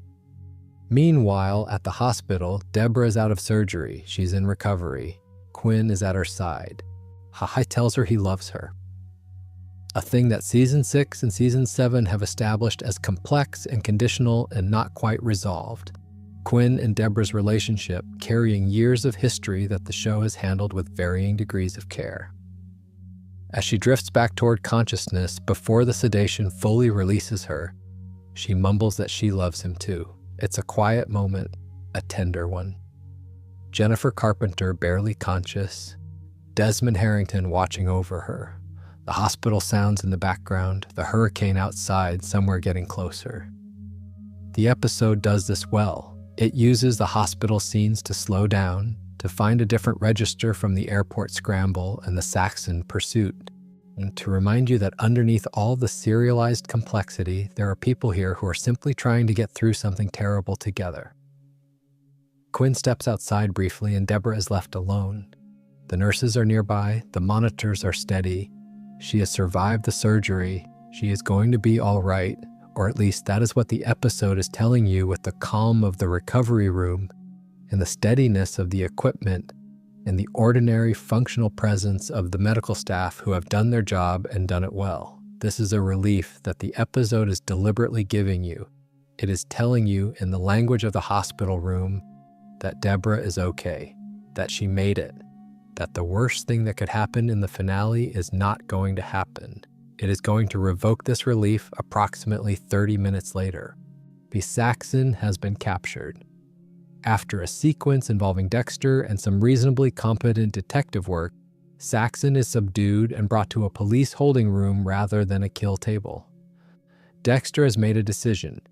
He called Deborah to come make the arrest rather than handling Saxon himself because he has decided genuinely that he wants to choose Hannah and Harrison over his dark passenger, that he wants to be done with killing, that he wants the code to retire when he retires from Miami. It's the right decision, morally speaking, the kind of decision the show has been gesturing toward for years. Dexter letting the justice system handle a killer rather than appointing himself its instrument. Dexter trusting something outside himself to manage the thing that has always been his exclusive domain. It is, in the clearest possible terms, and Dexter Morgan doing the right thing, and then the institutional systems that were supposed to handle Saxon in Dexter's absence do not handle Saxon adequately at all. A deputy named Clayton, who has been peripherally involved in the search for Hannah McKay throughout the back half of the season, happens to find Saxon strapped to the equipment in the room where Dexter left him. Saxon, who is an experienced and intelligent killer, plays the innocent victim. He claims he's been kidnapped, that he's being held against his will, that whoever left him here is dangerous. And Clayton, apparently without verifying any of this with the detective who called in the arrest or checking any of the context surrounding the situation, frees him. Saxon immediately grabs one of Dexter's knives and stabs Clayton in the chest. He takes Clayton's gun, and when Deborah, who has come to the location to make the arrest as Dexter asked, walks through the door, Saxon shoots her in the abdomen, in the same location where Dexter had set up his kill room, in the building where Dexter chose to do things the right way. Deborah goes down. She manages to shoot Saxon in the arm as he escapes. She lies on the floor, phone in her hand, bleeding, calling for help. This is the moment where the finale truly begins to reveal itself. Because what has happened, in structural terms, is that Dexter's choice to do the right thing, to call Deborah, to trust the system, to step back from the code, has directly led to Deborah being shot again. It is a catastrophically ironic consequence. The show is arguing in this sequence that attempting to live normally, attempting to rely on institutional systems rather than his own vigilante justice, costs Dexter exactly the thing he was trying to protect by changing. It's a deeply bleak reading of the character's situation, and if the show were exploring it consciously, With awareness of what it means, it might have been a genuinely dark and powerful statement. The problem is that the show doesn't appear to be exploring it consciously. The scene doesn't have the quality of a show asking a difficult question about its own premise. It has the quality of a show in which things are happening, and some of those things are bad things, and the narrative is moving toward its conclusion. Saxon escapes into the hurricane-threatened city, and Dexter, when he learns what happened, he stands outside the hospital where his sister is in surgery and makes the particular expression that Michael C. Hall makes when Dexter has decided something. Something has been settled. Something has been resolved. Whatever brief experiment with doing things differently has just conclusively ended. The hurricane is getting closer. Saxon is loose in Miami. Let's slow down and think about what that means at this precise moment in the story, because it has a particular quality that deserves attention. By the time Saxon escapes in the finale, the show has given him a body count and a backstory and a set of motivations that the season has assembled over 12 episodes. He is the brain surgeon. He is also Oliver Saxon, a man with his own history, his own connections to Vogel, his own psychology. He is, the show has argued, someone who was shaped by the same intellectual environment that shaped Dexter. Vogel's research, her theories about psychopathy, her framework for understanding people who experience violence as a kind of natural language. He is, in a loose sense, Dexter's dark double, another product of the same theoretical system, but without Harry's code, without the discipline that gave Dexter's impulses a shape and a direction, without the structure that separated Dexter in the show's moral framework from the people he killed. The confrontation between Dexter and Saxon should therefore be one of the central encounters of the series, the climax the season has been building toward, the moment where everything the show has been saying about codes and controls and the nature of violence is finally tested against itself. What the show delivers instead is this. Saxon is apprehended, again, and brought to an interrogation room at Miami Metro. Dexter gets himself into the room with Saxon. Saxon is sitting at the table, handcuffed in the orange jumpsuit of someone who has been processed into the system. He is calm in the way that the show has established Saxon being calm, a flat, watchful calm, the kind that doesn't have the warmth of equanimity behind it. Just the stillness of someone who has stopped feeling most of the things that keep ordinary people agitated. Dexter sits across from him, and this is the moment. This is where the season's final confrontation happens, where everything gets resolved, where the dark double is met and reckoned with, and the show makes its statement about what it has been trying to say. Saxon asks Dexter to walk away. He says essentially, "We both know what we are, and there's no point in this. Let me go. Take your son and your girlfriend and leave the city. Forget about me." Dexter considers this. He decides not to. He decides to kill Saxon right here in the interrogation room while the cameras record everything. He picks up a pen from the table, the kind of standard ballpoint pen that sits in every interrogation room, part of the infrastructure of police procedure, and he drives it into Saxon's neck. Saxon dies. Dexter sits back. And this is the moment that generated the most conversation of anything in the finale, the moment that crystallized the season's failures into a single image. Not the lumberjack scene, which we'll get to, not even Deborah's death, which is devastating in its own way, but this pen, this interrogation room, with this camera rolling. Because here's what happens next. Dexter is inside a police station, having just killed a man on camera with his own hands in front of recording equipment that absolutely captured every moment of it. He has killed the person he has spent the season pursuing. He has done it with no preparation, no ceremony, no acknowledgement of the rituals that the code has always demanded. He has done it like a person who has run out of patience, which is perhaps the most honest characterization of what has happened. And then the detective who comes to review the footage watches it and determines, based on what's visible on camera, that the killing was justified. That Saxon attacked Dexter first, using the pen as a weapon, and Dexter defended himself. And that everything that happened in that room was covered by the rules that govern the use of force in self-defense situations. On one level, this is technically coherent. In the footage, it might look like an altercation. In the footage, with the right framing, the sequence of events could read as Dexter responding rather than initiating. The show has always been interested in the gap between what forensic evidence reveals and what actually happened, and this is a compressed, almost throwaway version of that interest applied to the finale's central confrontation. But the consequence of this scene, that Dexter walks out of a police station after killing someone in an interrogation room, on camera, and no one stops him, and the case is essentially closed, is so procedurally strained, and so at odds with the careful institutional logic the show has always used to generate its tension, that it lands with a thud rather than a click. The show has spent 8 years establishing Miami Metro as a professional, competent police department. It has used that competence as the central source of pressure on Dexter. The threat of being caught, the danger of a single mistake, the narrow margin between his controlled double life and total exposure. The department's competence is what made Dexter's survival feel earned and dangerous. And now, in the finale, that same department reviews footage of one of its forensic analysts killing a handcuffed prisoner in an interrogation room, and concludes that everything is fine. It strains belief in a way that the show's premise never quite did, even at its most conceptually improbable.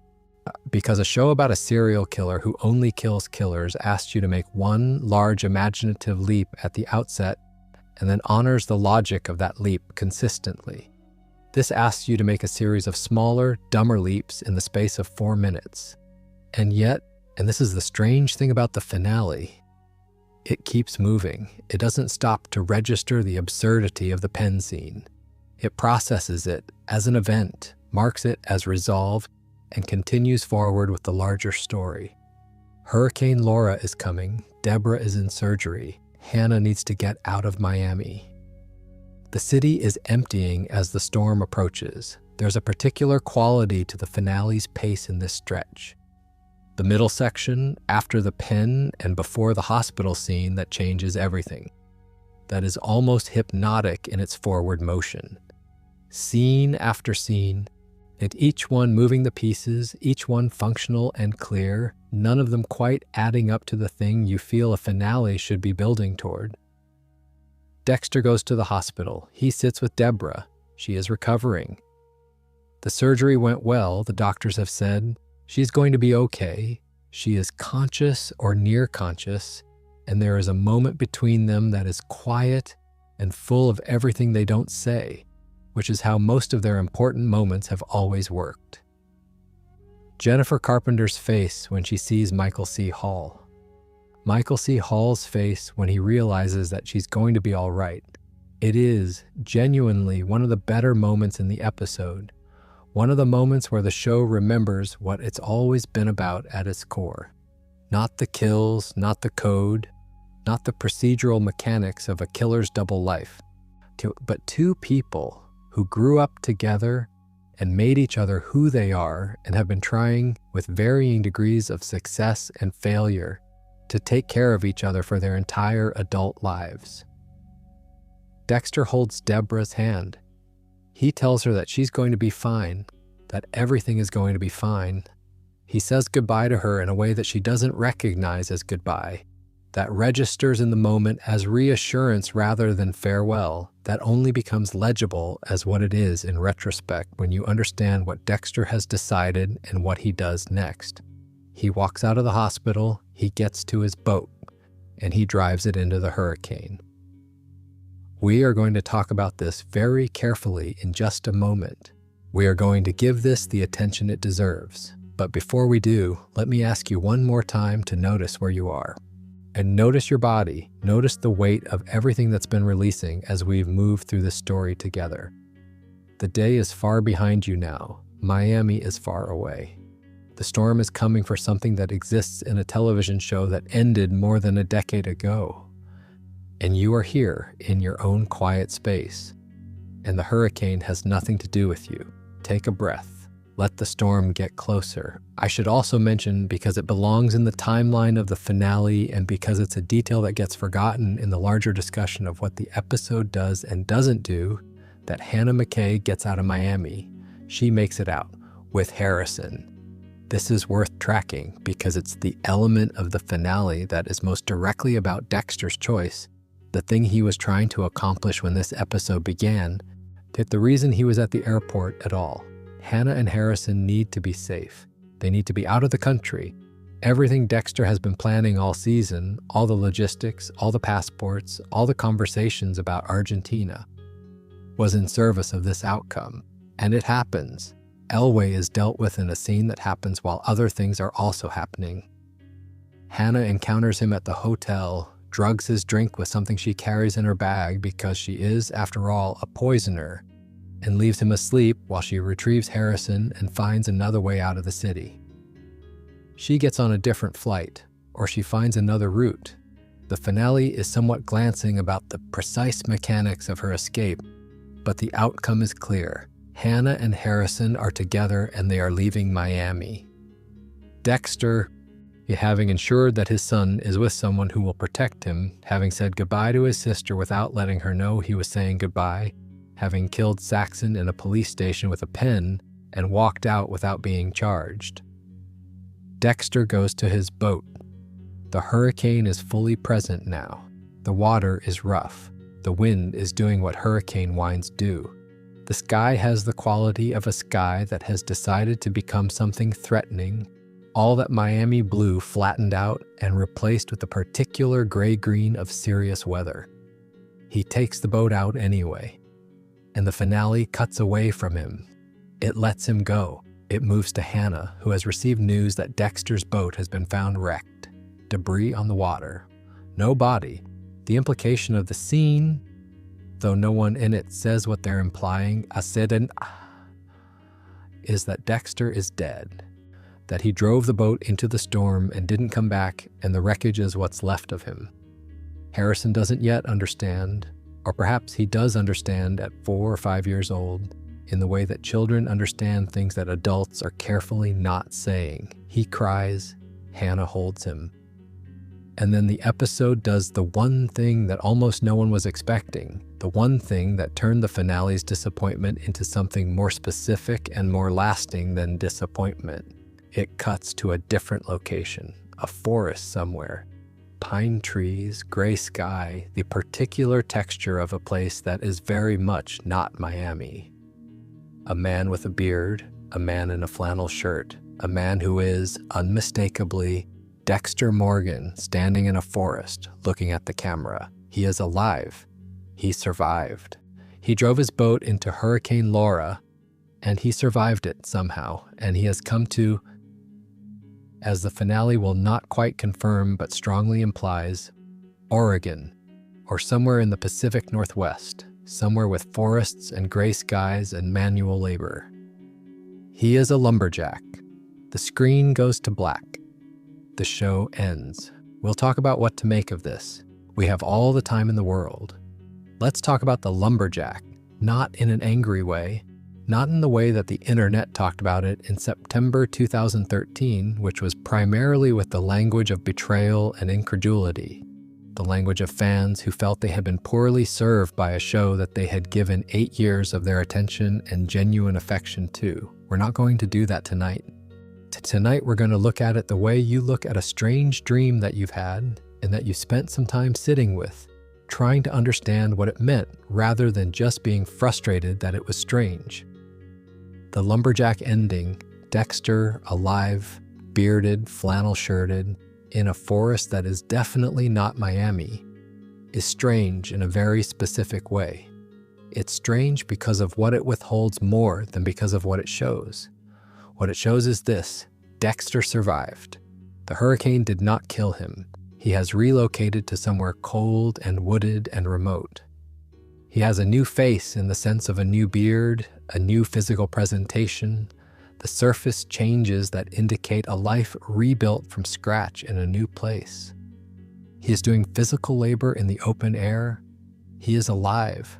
What it withholds is everything else. It withholds Harrison. It withholds Hannah. It withholds any explanation of how a man survived driving a boat into a major hurricane.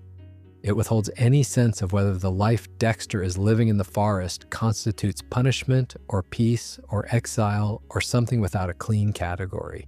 It withholds any final statement about what the code amounted to, what the 8 years meant, what the show believed about the character it had spent so long building. It simply shows him standing there, looking at the camera, alive, and then ends. The writers and the showrunner, Scott Buck, have given various explanations in interviews over the years about what the ending was meant to convey.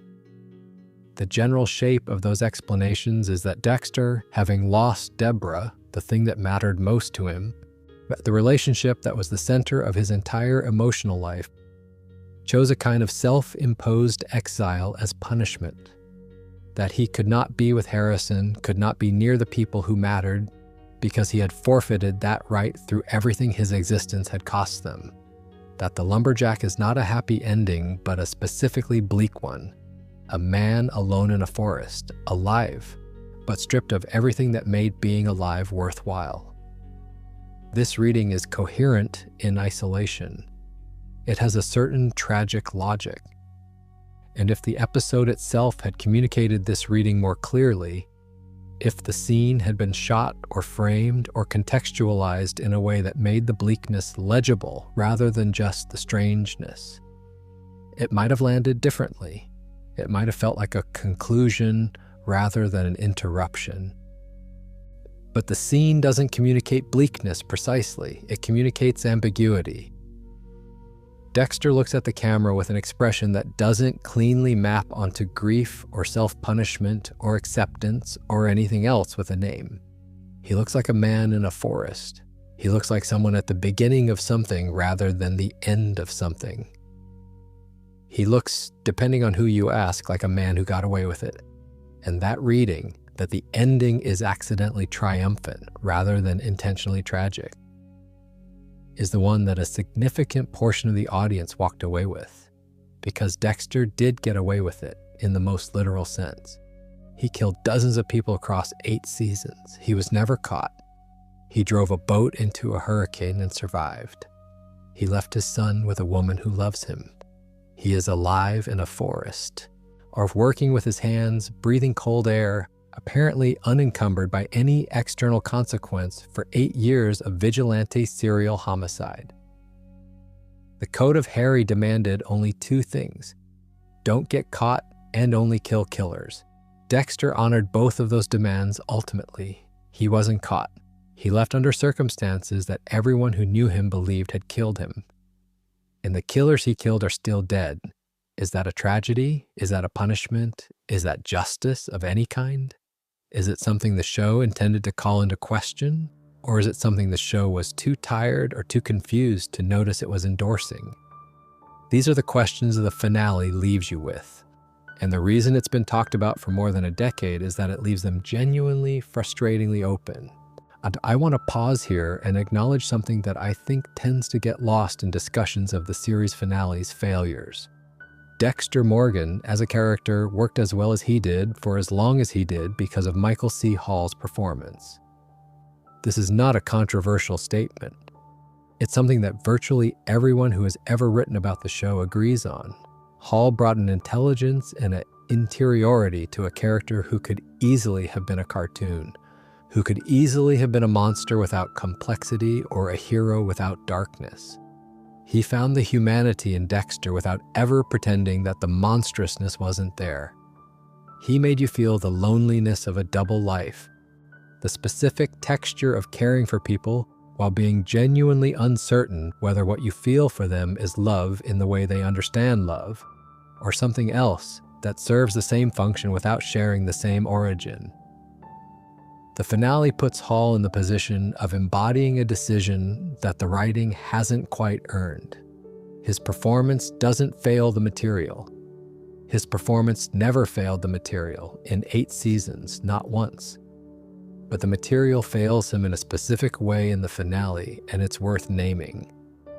The lumberjack scene asks Hall to communicate something complex and specific and emotionally true with only his face and his posture, without dialogue, without context, without the other characters whose reactions have always been part of how we've understood what Dexter is feeling. It asks him to land a conclusion that the writing has not built. And he does the best thing possible with it, which is to make his face as open and ambiguous as the scene seems to require, giving the audience the widest possible range of interpretive freedom. It works as a piece of physical acting. It fails as a narrative moment. Both things are true simultaneously. Now I need to tell you about Deborah. The thing I haven't yet told you is that Deborah does not survive the finale. She survived the surgery. The doctor said she was going to be all right. She was in the recovery room and the monitors were steady and Quinn was there and she mumbled that she loved him. All of that happened. All of that is true in the context of the episode.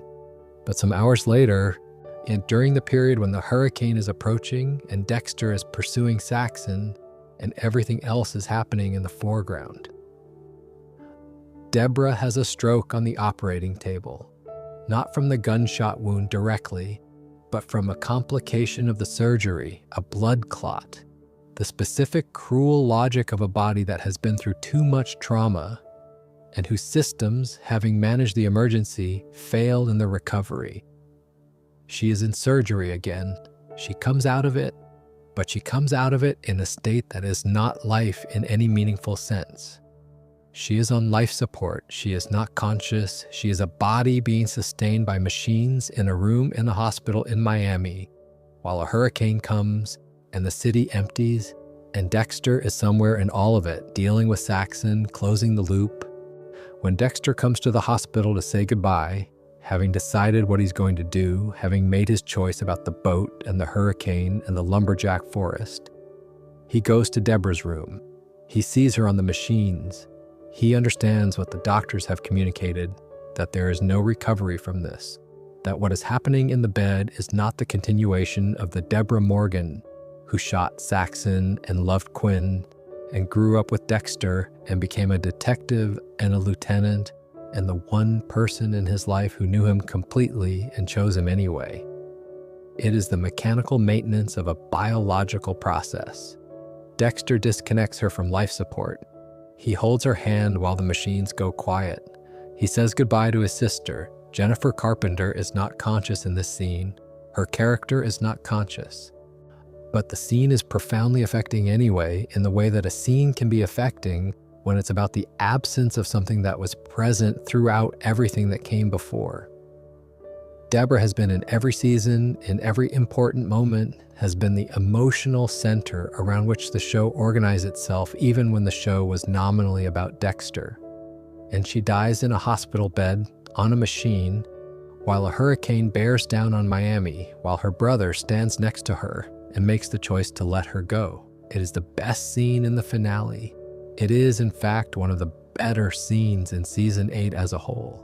And it comes approximately 15 minutes before a man who is Dexter Morgan stands in a forest in a flannel shirt and looks at the camera, and the show ends. The contrast between these two scenes is the contrast between what the finale might have been and what it turned out to be. The hospital goodbye is a finale scene. It has weight and finality and genuine emotional consequence.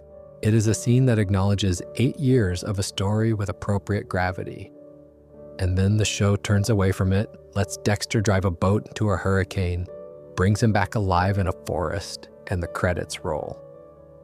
There's a reading, and I've spent time with this reading, in which the lumberjack ending and the Deborah death are meant to be understood together as a single statement.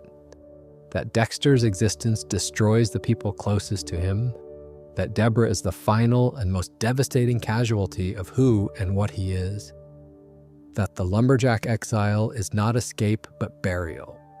A man who has killed everything he loved and gone somewhere to perform his own death from the world.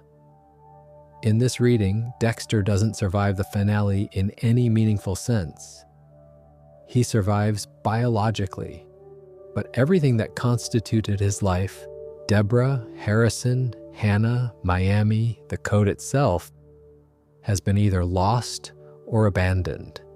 The forest is not freedom. The forest is what's left when everything else is gone. This reading makes the finale more defensible. It makes it a tragedy with genuine artistic intention behind it. But it requires you to provide the reading yourself, to bring it to the scene rather than receive it from the scene. And that's a significant ask for an ending that needed to communicate clearly rather than gesture vaguely. Which brings us finally to the broader question of what Dexter was and what happened to it. The show that premiered in October 2006 and ended in September 2013 was, at its best, a genuinely exceptional piece of television. The Trinity Killer arc and the specific final image of the season 4 finale. Dexter finding Harrison in the bathtub, Rita dead, the floor soaked with blood, the horror on his face, the baby crying, is a moment that belongs in any serious discussion of what American drama was capable of in the prestige television era. It's a moment that earned everything it cost. It's a moment that the show built carefully and paid off with full commitment. The same show produced season 8, the same network, the same lead actor, different showrunner, different writers, different priorities, different understanding of what the story needed to be. And the result was so different from the best of what came before that it produced a rupture in the audience's relationship with the show that never quite healed. It's worth knowing before we close tonight that the story did eventually get a more satisfying continuation than the lumberjack ending provided. In 2021, 8 years after the original series ended, Dexter returned in a 10-episode limited series called Dexter: New Blood. Clyde Phillips, the showrunner who had left after season 4, the man who had been the architect of the show's golden era, came back to run it. New Blood was set in Iron Lake, a small town in upstate New York where Dexter had been living for approximately a decade under a false name going by Jim Lindsay, suppressing his dark passenger with an apparent success that the season quickly and necessarily destabilizes. His son Harrison, now a teenager, arrives in town looking for him. The show that followed was not without its own problems, and its ending generated its own controversies. But it had the quality of a show that understood what it was about again. It had the moral seriousness of the early seasons. It had genuine emotional consequences. It had Michael C. Hall doing the best work of his tenure with the character. Dexter: New Blood averaged 8 million viewers per week across all platforms. It became the most watched series in Showtime's history, which tells you something about how many people had been waiting for 8 years for the show to remember itself. V. Phillips's return was the closest thing the franchise got to an acknowledgement that the original ending had been a failure. Not an explicit acknowledgement when television doesn't work that way, but a structural one. The franchise going back to its best showrunner, setting the story in a new place with a new set of circumstances, was a kind of reset that said, more clearly than any interview statement, that what came before had been something worth trying to move past. And this, I think, is the most honest way to hold the finale of Dexter, not as an ending, but as a very long pause. The story went somewhere strange and unhelpful, and then, eventually, it found its way back to something more like itself. The lumberjack wasn't the last word. The forest wasn't the final image. It was a detour. A long, confusing, flannel-shirted detour. And the show survived it and continued, as stories sometimes do when they've been too important to too many people to be ended badly without anyone noticing. We've spent a long time tonight in Miami. We've moved slowly through the worst of what the show produced. The cornfield in Nebraska, the endless circuits of season 8's middle section, the goodbye that didn't know how to say goodbye. And we've arrived here at the edge of a story that eventually found its way to something better, even if the original journey home was rougher than it needed to be. If you're still awake, I hope something in all of this has been gentle company for the evening. There's a particular comfort I find in spending time with a story that didn't quite work out. A story that tried and failed and tried again, and eventually arrived somewhere closer to what it meant to be. It has a human shape. It resembles the way most lives go, more than the perfectly constructed arcs of the show's best seasons, which are wonderful, but don't quite look like anything anyone actually experiences. Things go wrong, shows lose the thread, a man drives a boat into a hurricane and shows up in a forest, and nobody quite knows what to do with it. And then, years later, someone who knew what the story was supposed to be shows up and says, "Let's try again." And sometimes that works, and sometimes it's enough. The sun is not yet up wherever you are, or maybe it is, and you've been keeping stranger hours than usual, and the light is coming in sideways through whatever window is nearest to you. Either way, the day is a long way from demanding anything from you yet. You can stay here for a while. You can let Dexter be in his forest, bearded and alive and carrying the weight of everything the ending didn't say. You can let Deborah rest. You can let Trinity and Brother Sam and Hannah and Saxon and all the carefully constructed puzzles of Miami Metro's most impossible employee recede to wherever television characters go when the episode is over. You can let the sound of this voice become just another part of the quiet. The way the room sounds when everything in it is settling. The way sleep arrives when you stop trying to make it arrive and simply let the day be over. Let the stories be finished. Let everything that was urgent become merely the memory of something urgent that you've moved past. Dexter's in a forest. The hurricane has passed. Somewhere in the franchise's future, he'll find his way back to his son, to a reckoning that means something, to an ending that earns what it asks of you. But tonight, right now, in this specific moment, he's just standing in a forest, looking at the camera, and the camera looks back at him, and neither of them says anything. And that's okay. Actually, before we fully close out, there's one more thing I want to say about the franchise, because it's the kind of coda that a show's story sometimes needs, and because it genuinely changes how you might hold the original ending if you haven't been following what came after. New Blood ended with Harrison shooting Dexter. This is the other ending, the second attempt at a conclusion, and it generated its own furious online conversations, its own debates about whether it was the right choice or a different kind of wrong choice. But here's what I think is true about it, regardless of what you feel about the specific decision. It was an ending that meant something. Harrison killing Dexter meant something about cycles of violence, about children inheriting what their parents built, about whether a code of killing is ever something that can be passed on without passing on the killing too. You could agree or disagree with it as a creative choice, but it had intention behind it. It was a conclusion that came from a particular idea about what the story had been about. And that's what the original finale lacked, more than anything else.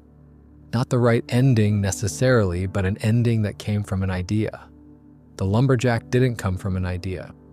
It came from a decision not to commit, not to catch Dexter, not to kill Dexter, not to let Dexter go free in a way that made a statement about what his freedom meant.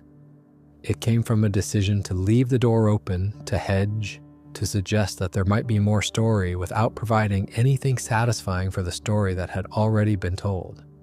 Clyde Phillips, in interviews after New Blood aired, said that his vision for the finale of the original series, had he stayed on as showrunner, would have been different.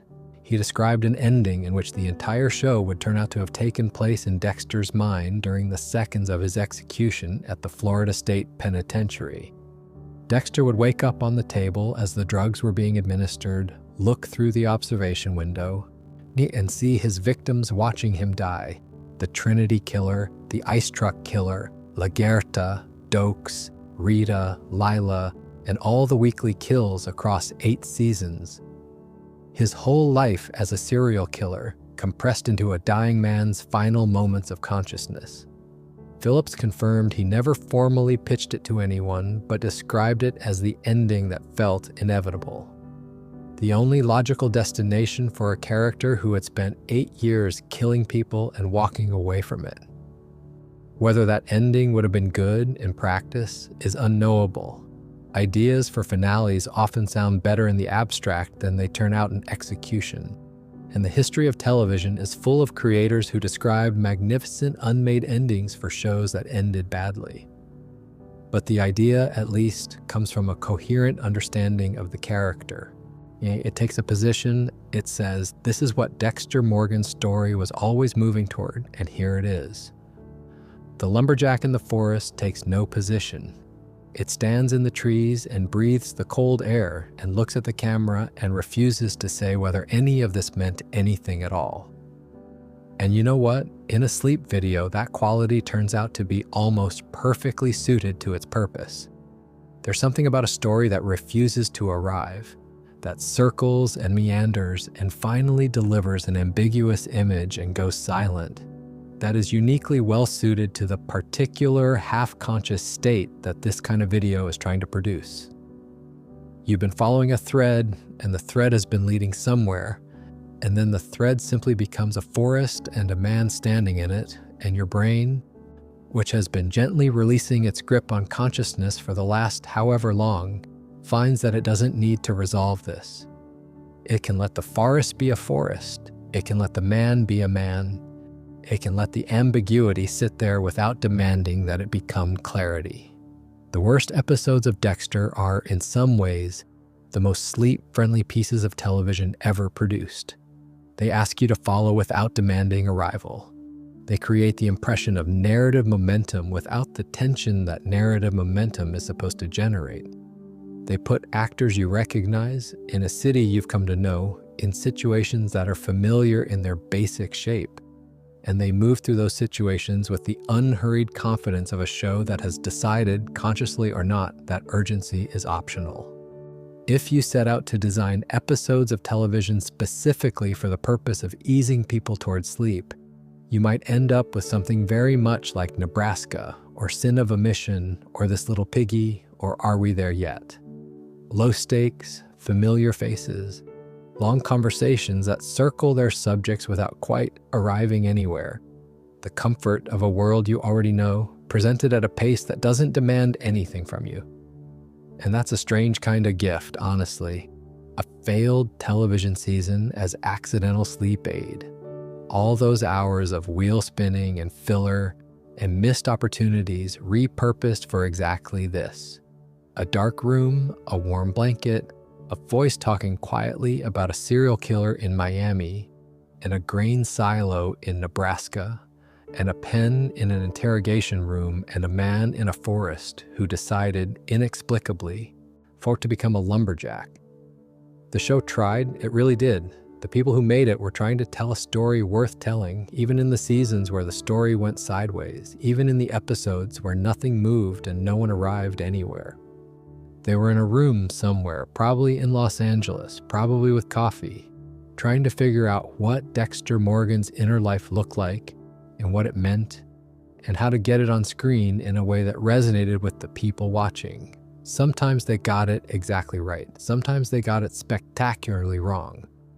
Most of the time, they landed somewhere in the enormous middle territory that most television occupies.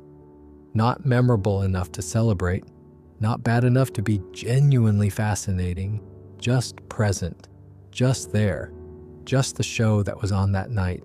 You've been with them all of it tonight. It's the first season and the fourth and the sixth and the eighth. The Trinity Killer at his peak and Dexter at his lowest. Nebraska, the cruller, the pen, the forest. You've been good company, the quiet kind. The kind that doesn't need anything from the story except to let it be there, to let it wash past, to let the voices and the Miami sunshine and the hurricane and the grain silo all blur together into something that isn't quite sleep yet, but is very close to it.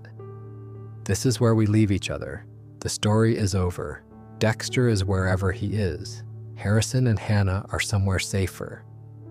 Deborah is at peace in the way that television characters are at peace when the show finally stops asking anything of them.